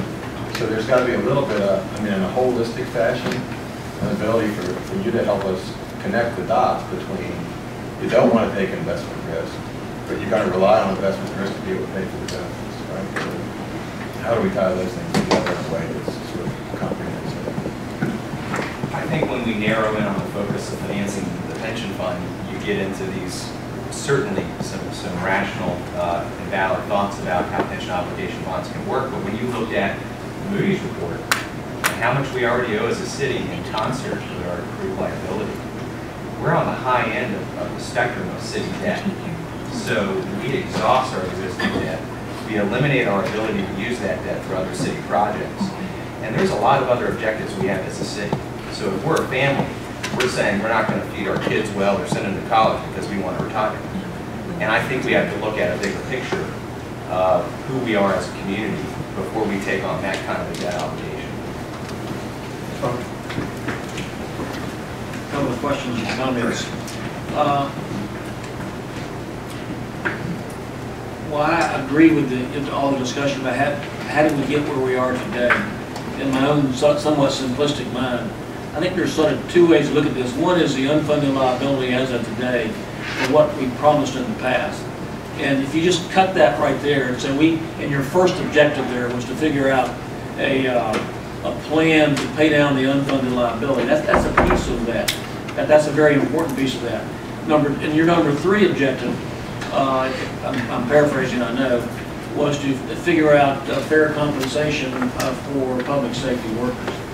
And if you separate 1 and 3, 1 is the unfunded liability issue, and whether that's a pension obligation bond, or whether there's an increase in the millage rate, or whether we do a bed tax, so that's all wrapped up in the number 1, how to deal with that. Number 3, in your opening comments, you were making some comparisons to the Florida retirement system, FRS, which I think is very valid. I think all but 1 other county in the state, all of their public safety employees are in the Florida retirement system. So in terms of our being able to recruit and retain talented public safety workers, the Florida retirement system is the system at which our public safety employees would compare us. Because that's the other place they can go. And I'm sure they can go to Georgia, but forget that piece of it. So to me, the Florida retirement system is the proper measure upon which to maybe assess number 3.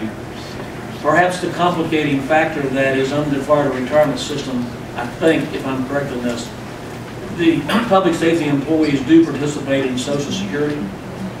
So when you say there's a 3% contribution for public safety employees in the Florida retirement system, that's a little bit misleading in terms of comparison to what we have, because none of our city, I think I'm right when I say this, certainly our public safety employees do not participate in Social Security.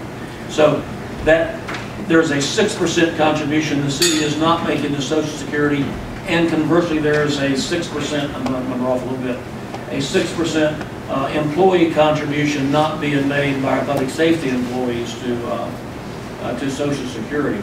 So to me, if we talk about how do we analyze benefits, and not trying to go back and figure out how do we get to where we are, but if we say now, starting from this point going forward, we could build up a normal cost, a cost of current benefits, based upon this benefit, based upon the drop program, which I think in all cases, I think people believe that should go away. The death benefits, we could actually do a cascade that says, okay, a normal retirement cost based upon these factors. Here's the cost both to the city and to the public safety employee, and build a retirement system that's competitive to FRS, considering the impact of not being covered by Social Security. I mean, to me, that's what answers number 3, because that's what we got to be competitive against. I mean, the easy answer for me as a private sector employer is to say, take them all to defined contribution. But that's not what we compete against. I mean, that's what I prefer to see us go to, but I don't think that's a practical approach in terms of obtaining number 3. So that to me is the way we address that. And I think as we get further on, those are the kind of comparisons that will be helpful to us in, like I said, the December meeting and all as part of the analysis. I would just say that if we were to, let's say, change to the Florida retirement system, then you've also got to deal with number 1, because they will not let you shift that unfunded liability over to, and there really are 4 things. Number 1, we have got to deal with the unfunded liability. Number 2, we've got to design the pension plan going forward. Number 3, governance issues and how we deal with these governance issues. And number 4, how do we get a plan that is going to be attractive and competitive? And those are 4 distinct parts of what we're doing. And in light of, we can't just set the table because we got this 30-year agreement we got to do. So that clouds the whole thing. I agree. And I do think governance would be another bullet point to add. I think these are very good objectives, the 3 minutes. I think governance is another significant task. One other question, I don't know if maybe Cindy could answer this, maybe you can. My concept of comparison to the Florida retirement system is not to move them to the Florida retirement system, but make the benefits comparable to the Florida retirement system. But then a nuance of that question, is it possible for the Florida retirement system to manage the assets, the investment assets of the plan? I think many people through the years have said the Florida retirement system is managed pretty well. Look at their expense ratios, et cetera, et cetera. Is there a way not to put our employees in the plan, but with the Florida Retirement System trustees to manage the investment of the plan assets we have. Let them be the investment manager. Yes. We've seen, and I guess like the legal perspective as well, but we've seen states where there is a central investment board that manages the assets for a number of sub-plans. Two examples I can think of right offhand are Montana, where there's an investment board that covers the teacher's plan, the state employees plan, the judge's plan, the firefighter's plan. All of them have independent boards or independent plans, but all their money is managed by one investment board. And then in perhaps even more relevant, because these are state entity managing state plan assets, I believe in Massachusetts there is a central investment board which once again manages for locals. And if I'm recalling right, I'll double check on that. You know, that might be the easiest or the most analogous model to what you're proposing. Sandy, do you know the answer to that? Assuming we're not in, the charter gives them the ability to do that. They presently don't have the power or authority to do that. That would take a special act, could be done, I think, constitutional. About that. I'm talking into the microphone. So let me repeat, the FRS does not have the present power to do that, but it could be done by special act. The problem with it, the drop sink on that, is that that's why FRS is there, not to manage separate funds, but to cause the counties to go into theirs. So I don't think it fits with the reason and the creation of FRS. That was come into ours, we'll manage it for you. Don't draw us into your local business by asking us to be an asset manager. So legally, could it be done? Practically, it's not consistent with the creation of FRS. Yeah, what Charlie was saying, I think in comparison to other systems is probably valid, but I think one of the things to realize, and you're talking about the comparison to the FRS benefits. A state employee is paying, you're right, paying 3% in for the pension benefits, paying 6 or I think it's closer to 7 for Social Security, but winds up getting both of those sets of benefits for approximately 10%. So what we're talking about, and I believe both of the plans that are under discussion, are essentially giving benefits akin to what are provided now under Florida retirement system, just for the pension benefit. Okay, and I think that's a valid comparison, but I think that comparison is going to wind up with the conclusion that our benefits are probably a lot less than employees are getting under the state retirement system, because we're not currently giving the option for those employees to get Social Security. I think probably a more valid system would be what the Times Union started to do in terms of comparing the pension benefits that are provided by Orlando and Tampa and the South Florida jurisdictions, because they are a little different. And you do actually have a competition for police officers and firefighters in other cities, other municipalities, and actually other states too. The sheriff was saying he had a ton of people go to Arizona, I think, or Nevada, one of those western places. It's dry. But you know, I think those are comparisons that should be made. I think though, when looking at these comparisons, and from what I'm seeing, and I think it's very important, I'm very glad that this group is meeting. We're not talking about solving all these problems by making employees pay another % or 2, or dropping their benefits substantially. The real problem is when we talk about very drastic changes to the pension benefits in terms of drastic decreases, is that we invite other issues and other financial issues, such as a lot higher turnover, increased turnover, problems with maintaining employees, and the sheriff said that the turnover training cost is about $100,000 per employee. Doing things that are going to affect us financially in other fashions. So I'm sort of, I think that a good starting point would be the 2 programs that have been proposed under the mediated settlement in the Civic Council, looking at the cost of each of those, and also looking at the decisions, like David said, Do we want to back in the benefits? Do we want to make these benefits more available? I think one of the problems too is, especially in law enforcement, there's just a certain period of time you can do that job. And that's the reason why you have air traffic controllers retired 20 years, or the military. I mean, that's a reality too. You just physically, you can't chase bad guys for much more than 20 years and wrestle with people and do those kinds of things. And so I think that's a reality we've got to look at as well in terms of our ability to maintain the quality of police officers and firefighters that we need. So. Yeah, and that's why we make, goal task 3 on there. If you're doing 1 and 2 and you're ignoring the impact on getting the workforce you need, you're failing your citizenry, and that's why we think it's so important.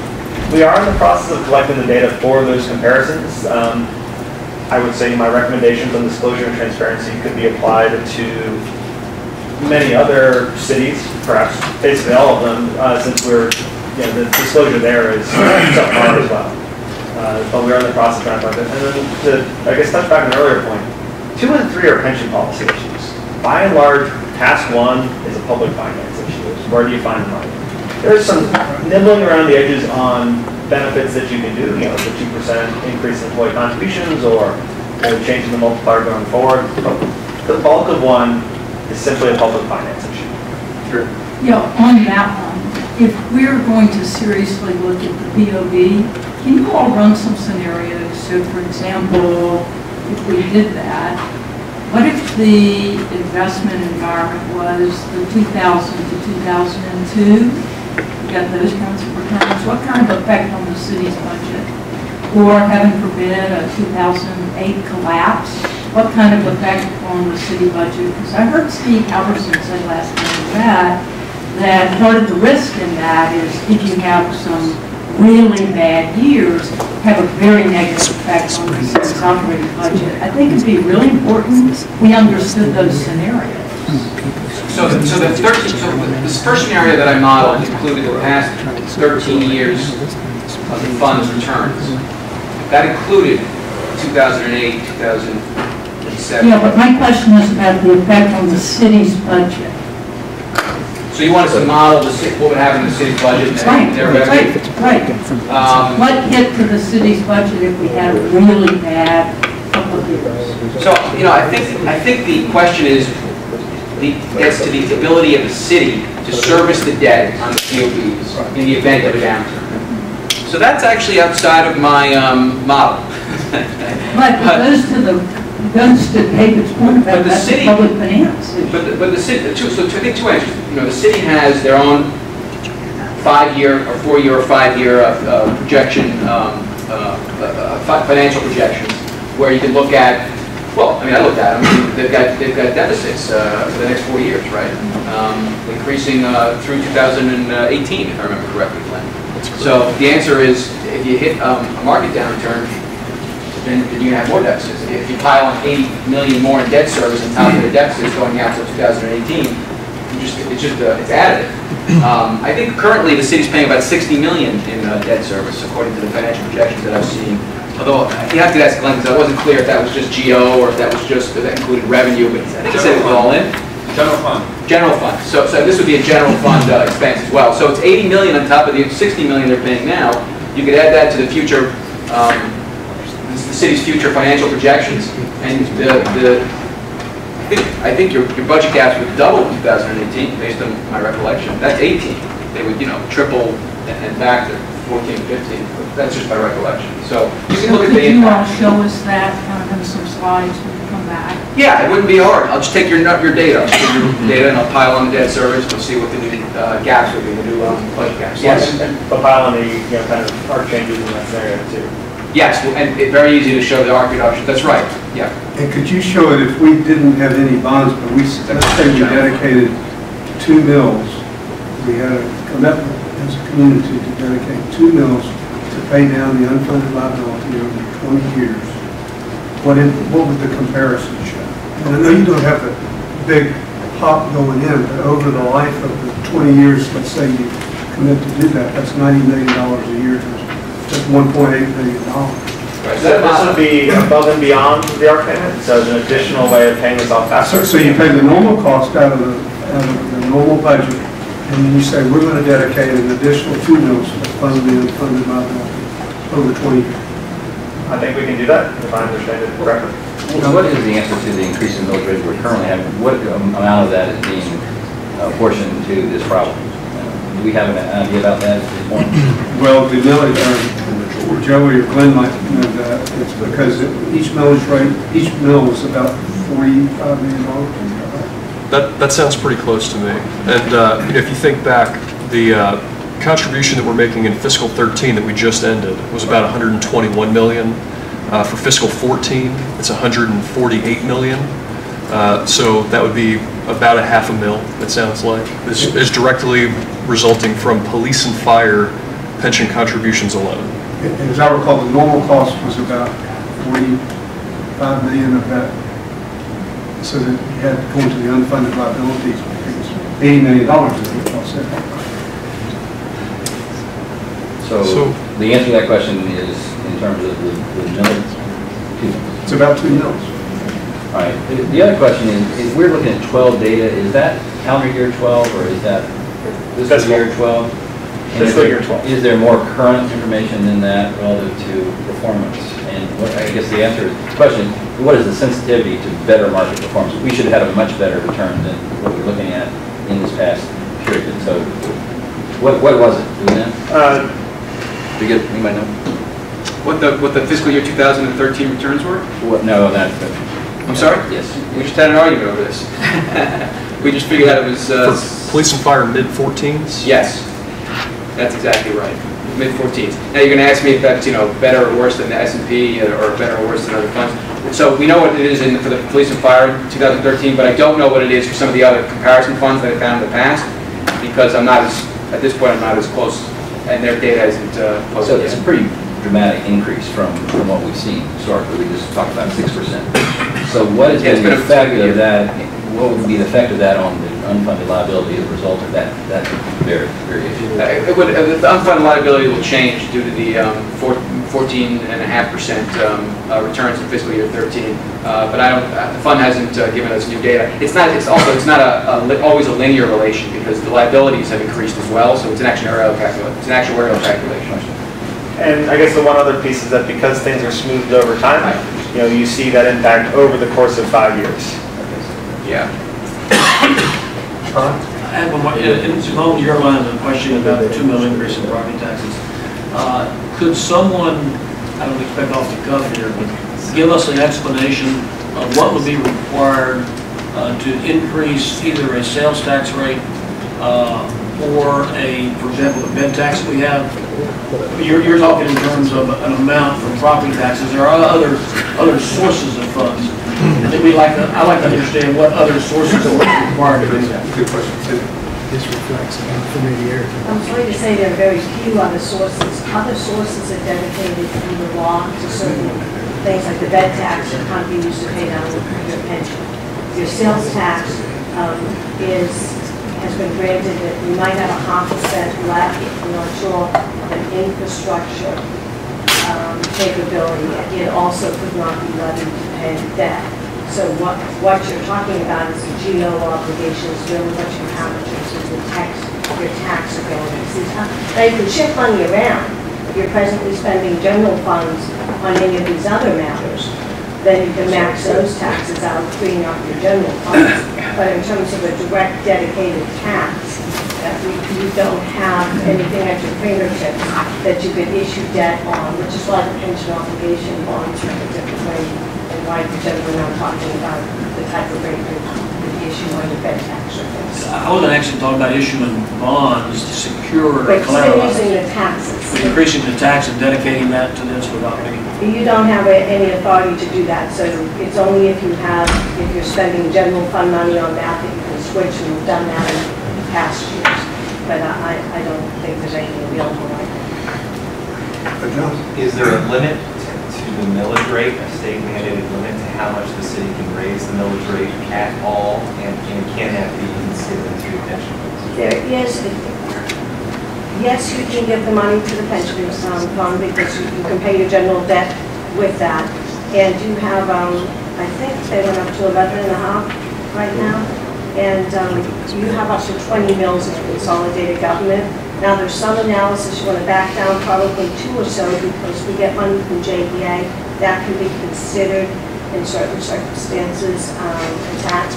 And so I would be cautious about going all the way to 20. It's not certain, but certainly up about 8. Other questions? Y'all are a great committee. I mean, this is some of this fun and money.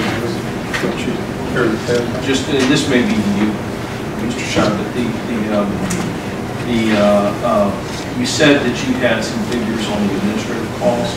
I don't have the figures, but I have some of what it is. And Jonathan and I've talked about it. I think he wants to be polite. I mean, we really, as a matter of legal fact, we are partners in this, like it or not. We just can't go in and impose something. So we've got to try to figure out a way to have everybody come together.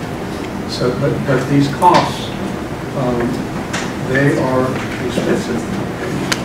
Are those somewhere? Are those available that we can get those? I think they're in the balance sheets in the income statements. I have them. So does that mean they're available? I think so. I don't think I had special access. Okay. So maybe you make some of that available to the committee. Okay. Thank you. Any other questions? Correct. Thanks. Just working on counting. Yeah. It's not all. I just want to mention a point I mentioned last time. We mentioned it. We were talking almost exclusively about the police and fire pension fund. We have another plan that we have to fund as well. The contribution this year for the budget we just approved was $181 million. 148 was for the police and fire pension fund, but we still have another fund that we have to contribute. Are those numbers right, Joey? Mm-hmm. But just keep that in mind. It's a bigger issue than the 148. It's the 181. So two, having spent a lot of time looking at this, I would encourage the group to try to hone in on the components that we have the opportunity to change. So there are lots of things that we could talk about what happened in the past. That's not so much important now. What's important is what we do going forward. And so I would just suggest that we focus on the 3 real drivers. The first is benefits. And these are negotiated benefits. But when you're looking at the cost, the current benefits, future benefits, that's the big component. And number 2, investment returns, investment policy. We see today that's an issue that should be addressed.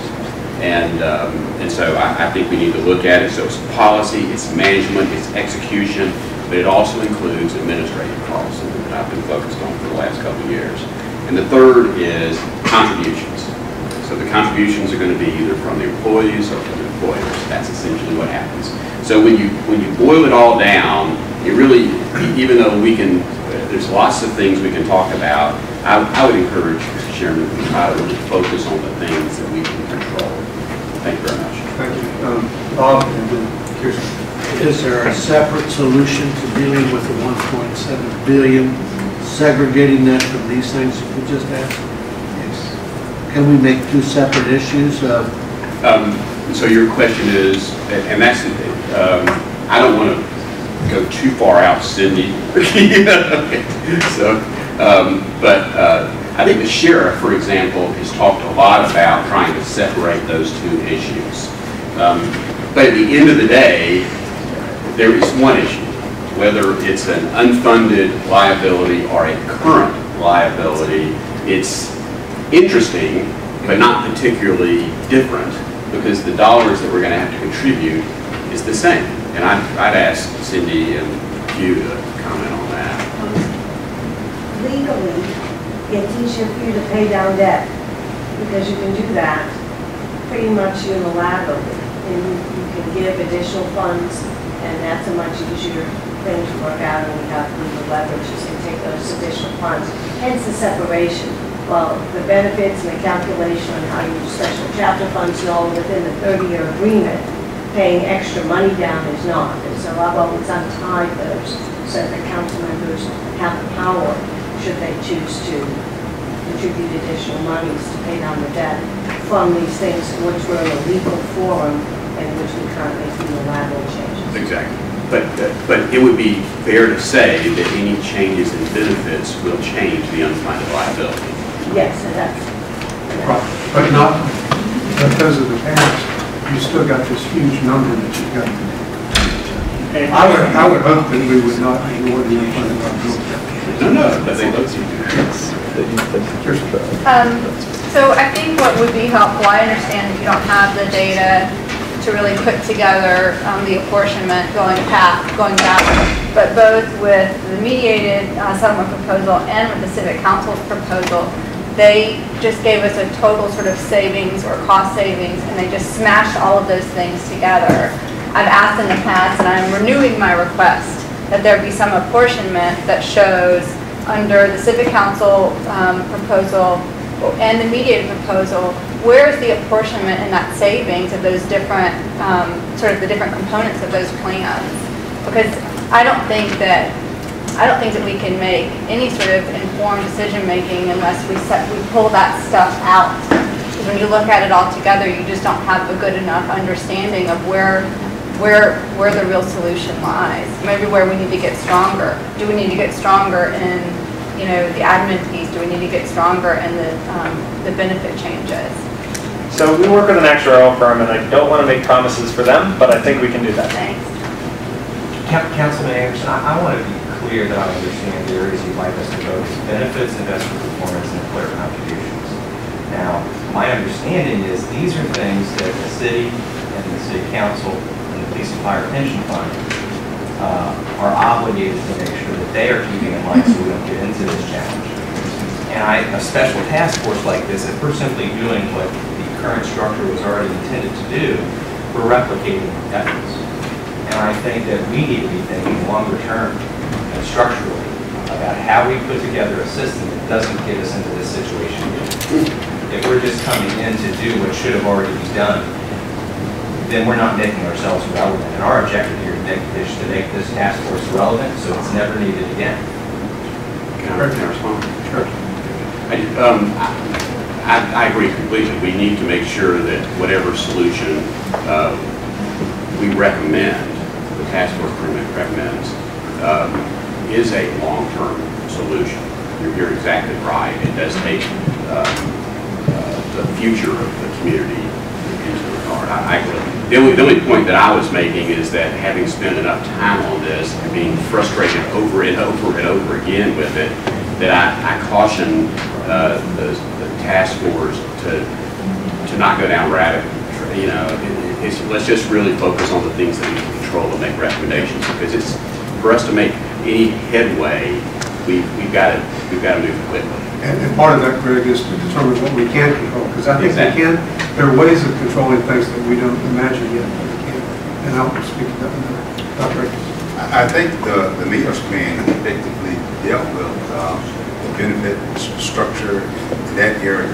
I think the problem that the Civic Council had was that they didn't go far enough in terms of reducing the unfunded liability, which is the part that you say we should not focus on. We look at those elements that the mayor's plan provided for us. I think it did it, to some degree, a good job. And the Civic Council suggests the asset bonding is as a way of reducing the unfunded liability, which their position was. So I think what we need to do is go back and revisit the mayor's plan in terms of how it refigured the benefit package portion, which you suggest that we do. But I think they have elements that you will probably agree on. And then look at how we can lower the unfunded liability. And the question I asked was, could we effectively do that by making additional payments into the plan to lower the unfunded liability and amortize it rather than doing asset bonding, over a number of years. Which was my question too. What would it be if we allocated 2 mils a year over a 20-year period? As a dedicated. And, I mean, we are delighted to see, I mean, paying the ARC is the minimum. Going above and beyond to try to pay down a debt faster is better if you can do it. And, you know, to the extent that that's something that Jacksonville is able and willing to do, that's a good thing. And one thing is, I think this is right, that one city council can't bind another city council. So it's almost it's a covenant, it's not a legal obligation. It's theological. Unless there's a 30-year agreement. That's right. If we exhausted our questions, I don't want to cut anybody off, but I do want to, I'm keep coming back to these governance issues, because that's a fourth issue that we can have for long-term, and we've got to do it. So in my simple way, I tried to frame this, just so that everybody, I'm sort of speaking for John Q. Citizens, that you guys are way over my head in a lot of this stuff. But if we think in terms of issues of control, we really never get out of the hole. I want y'all to realize that. We never get out of the hole. Because the unfunded liability is determined over a period of time. And everyone should understand that that's $1.7 billion. That's all of this. And if we take real estate assets or bond money, or we just put cash, and day one, we give $500 million when we reduce the unfunded liability on day one.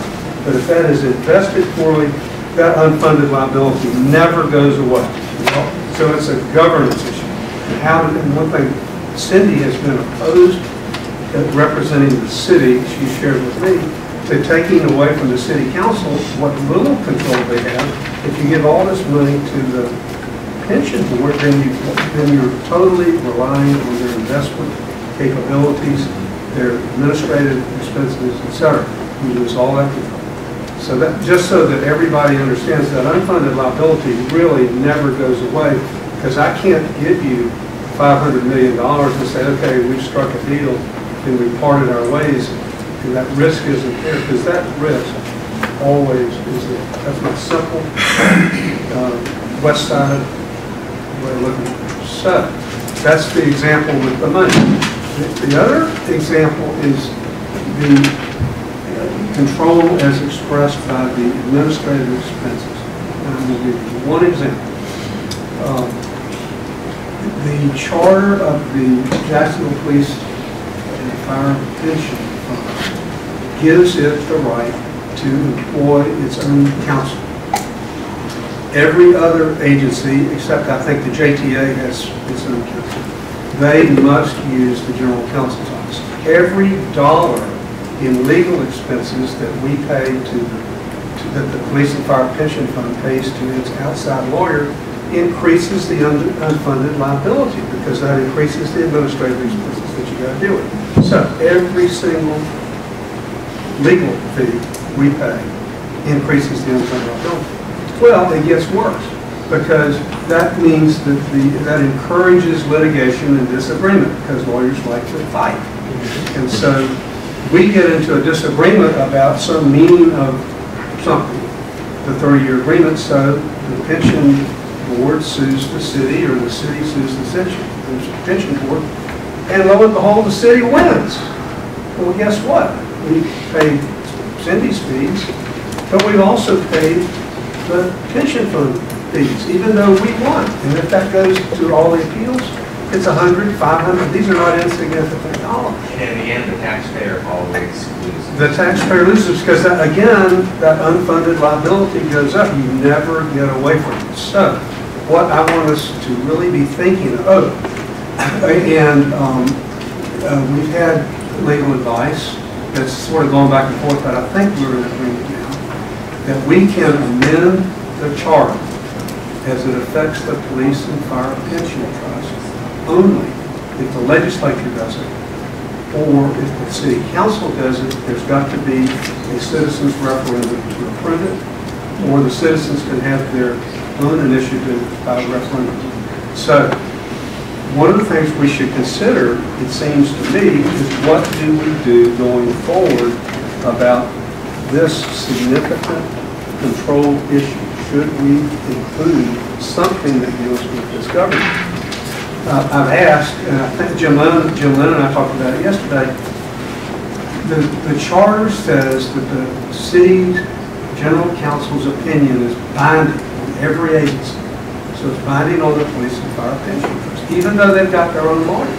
But if city issues an opinion that, well, we interpret the 30-year agreement as being invalid as an exercise of collective bargaining, improper exercise of collective bargaining, I'm paraphrasing, they filed suit, because that's binding until it's determined by a court or the Attorney General.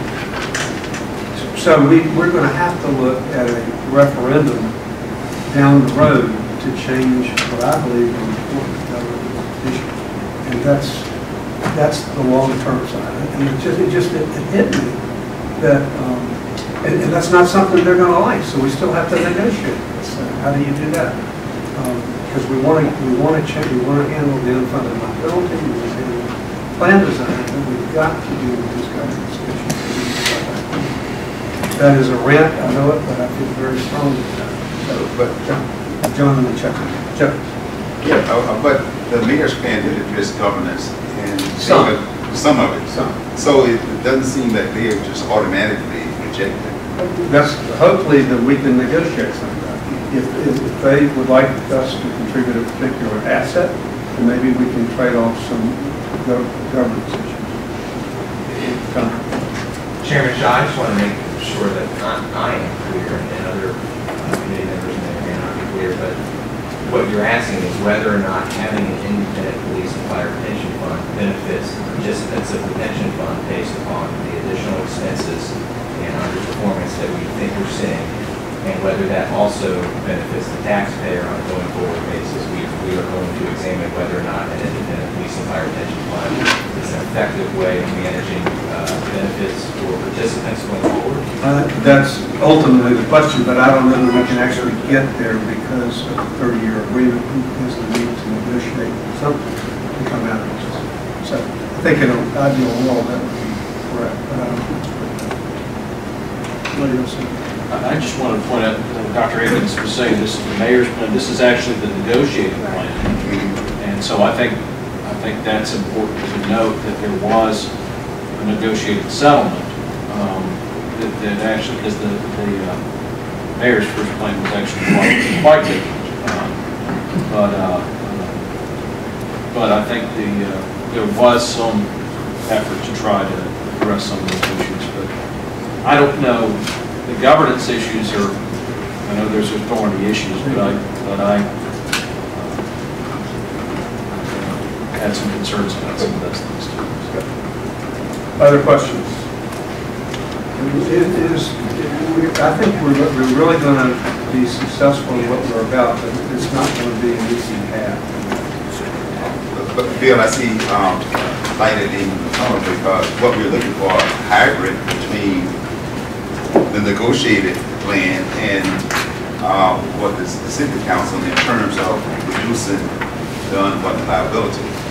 Maybe not in terms of asset bonding, but in some other way, like what we mentioned, where we can pay it down over a period of time. Other questions? We do have time for the public, and I did ask Gary Price from Naples, did want to say hello and offer his services. Gary, you may want to go home after all of this. Could you just introduce yourself and maybe say a little bit about who you are? Yes, sir.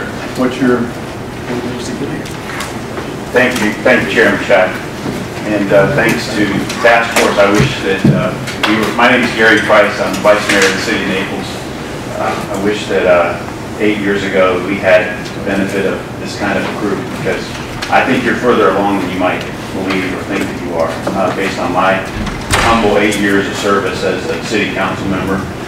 If I may, I just want to give you a little bit of my biography, and as is where I can be effective, I'd love to be able to help as it relates to your basically end game is what report you give to your city commission. I think is sometimes gets lost in all of this discussion is what is it that we're going to tell the city commission about pension reform. And so, if I may, I'll just briefly give you my background. I told you I was the vice mayor of the city. We were the first city in Florida to seek and achieve voluntary police pension reform several years ago. I also served as the chairman of the pension board, which last year was one of the top performing pension funds in the state of Florida. I was appointed by the chief financial officer of the state of Florida, the governor, to the Participant Local Government Advisory Council, which advises the SBA, which is the State Board of Administration, the governor, the CFO, and the Attorney General on all public funds in Florida, including FRS. And so there are 6 members of that group, and I serve on that committee. And so far, everything I've said, none of it results in any compensation. So there are some other things that I do that feed my family. I seem to be attracted to both, but I will tell you that from the city side, we achieved about $150 million of savings in pension reform over the next 30 years. So they're small numbers, but we only have a $100 million pension fund. So I can't compare what you're dealing with in terms of numbers, but as someone who has sat through hundreds of hours of these kinds of discussions, I would like to be able to offer my help as it relates to how do you package what, by the way, after 2.5 hours, I don't want to be very long because I don't know how much more you can endure. Honestly, I sit through these things all the time, and there's only so much you can endure. So I'll be brief. I'll be happy to come back. I'll be happy to give you my time, but I'm not sure how much more you can take. So I'll do my best. I will tell you that, by the way, Jim Lynn is our pension attorney. I think he's the finest advisor in the state of Florida. Without his help, we wouldn't be able to accomplish anything. And sometimes I know we all value our advisors, and Jim is the finest that I've ever dealt with. So you're lucky to have him. Okay, I'll take you out to dinner. No, I can't take any dinners. I can't. Actually, is it on there? No, I can't accept any dinners. But Jim's outstanding. What I will tell you that I see, my quick synopsis, and if you want, Chairman, I have about 8 or 9 pages of notes. I'll summarize them and give them to you. And I won't read them to you today.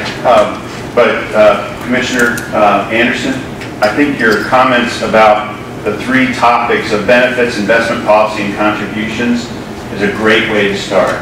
You've captured that through everything you've said in 2.5 hours. It's in there.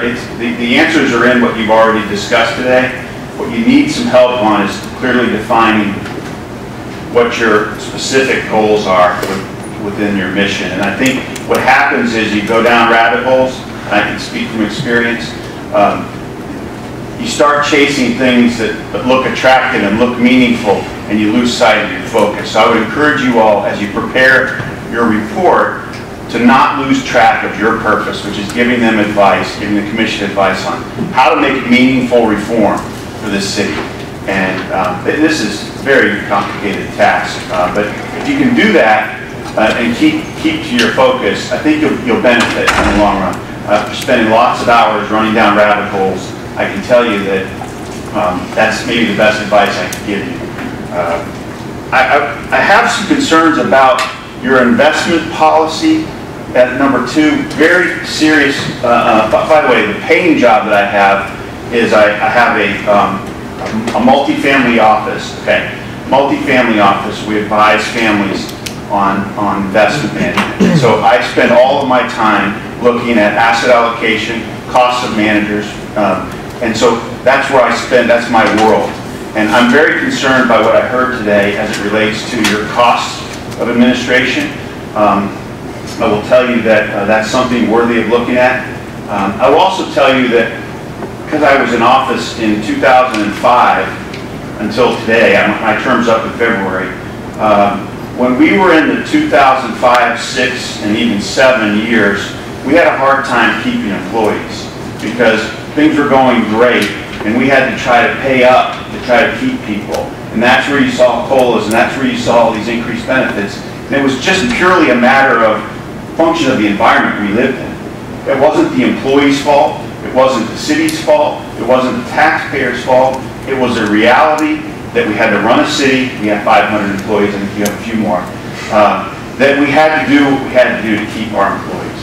You can't look in the past, you have to reset and say, where are we today and where are we going? So I wouldn't spend a lot of time on blame and on looking at what you're going to, how you're going to analyze how you got to today. I would spend at least 90% of your time on what are we going to do for tomorrow as it relates to respect for the commitments you have to your employees, with respect to ultimately the taxpayers who are footing this. And I would tell you that those are the things that I would spend my time on. I think I'll close and I'll offer, Mr. Chair, that maybe a few minutes I can answer a few questions, and I know you're probably ready to get out of here, but I'll summarize my notes. I'm happy to come back. And if I can be of help in any way, don't hesitate to ask. I appreciate your generosity, and we may very well want you to come back as we get further along. Yes, sir. Your willingness to come up here and share that. Well, I encourage you all very much, and I think the city's lucky to have you do this. It's not easy. You all should be commended for that. And if any questions, anybody have any questions? Thank you for your time. Thank you very much. Okay, we got a little time for public comment, and I know Bill, you want to come up, and then I don't know your name. Mr. Lee's all right. Okay. Let's take, I think there are only two that I saw, so let's try to leave it to 3 minutes. That's going to be a soft, but let's really try to get out of that. My presentation is not formal. It is the back of the envelope, like the thoughts. I'm so excited about it. So, give us your name and your... Yes, Bill Gassett, Jacksonville, Florida. These are back to note thoughts here. I think it'll be helpful in guiding what you do going down the road. First and foremost, cancel from your mind 7.5% on your assumptions and calculations for the models that you're using. The first 2 pages of this performance report shows why I think to a great extent what it's done here is taking the stock market, going back to 25 years using the Russell 2000, that's what that stands for, or 2000. And what we did was, you can't take a 5-year average or a compounded growth rate because it takes a particular year to a particular year, but as this chart tries to show, in between you have your ups and downs. And Russell 2000 over a 25-year history has only averaged about 6.1%. You'll see there's been some spectacular years going on the upside, but the years that were down, as stated before, have been real killers to anybody's investments. The column on the third column over the index, for example, if you put your money in 1988 and cash it in as of December 31st last year, you would have had a 702-point return. Notice though in the down years it drops down to 193 if you put your money in there. You have to stage this stuff because you have to go a year at a time when you make your investments. The second page is not completely done. We took the Dow Jones Industrial Average, the bluest of the blue chips, only had enough time to give you the equivalent interest rate return, but the Dow overall has only been about 4.5% for the last 25 years, and that's included some pretty good years. Number 2, the investment mix that you guys have to enter yourself with, because this investment was driving all the engines and the peripheral changes you want to make about, how should we treat that and treat this. First of all, bonds only pay simple interest. Remember that, not compounding. And the bond issue is dead, as you suggested, for 2 reasons. You'd be very lucky to get your interest rate under 6.5%, and even if you could get it for that, what is said about the cost for other bonds would be higher, and therefore it could be a debt issue for the city. Page number 3, debt to actuarial science. Please don't rely on that too heavily.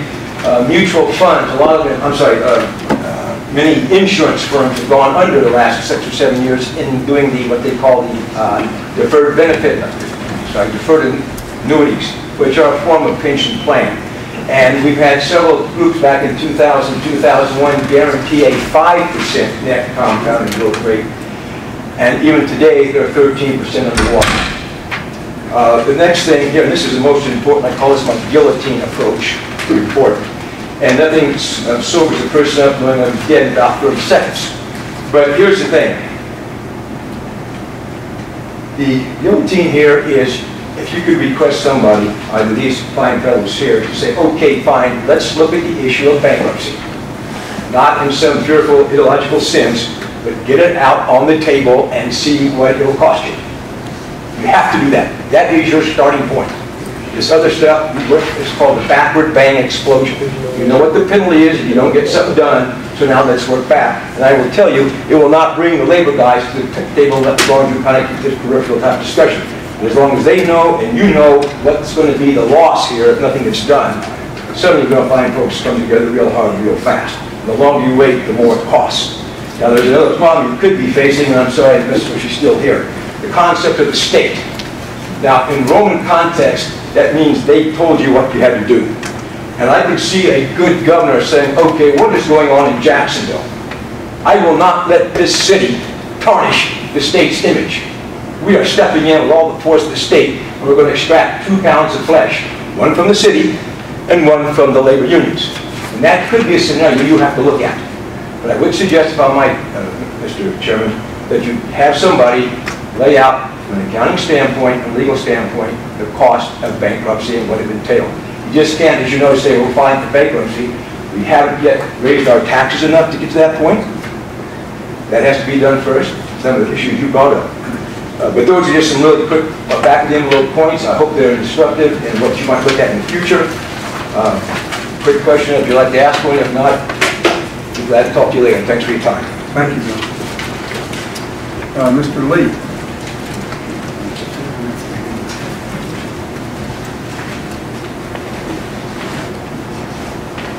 Hello, my name is Kurt Lee. I'm commenting for myself and as Vice President of Concerned Taxpayers in Ball County. First, I wanted to talk about the idea of the dedicated village, which you, Mr. Shai, brought up. And these comments also apply to the pension obligation bonds. I and we are vehemently opposed to both, not only because of the money involved, but because of the loss of control. Once you start doing either of those things, the money and the commitment are irrevocably made, at least for a period of time.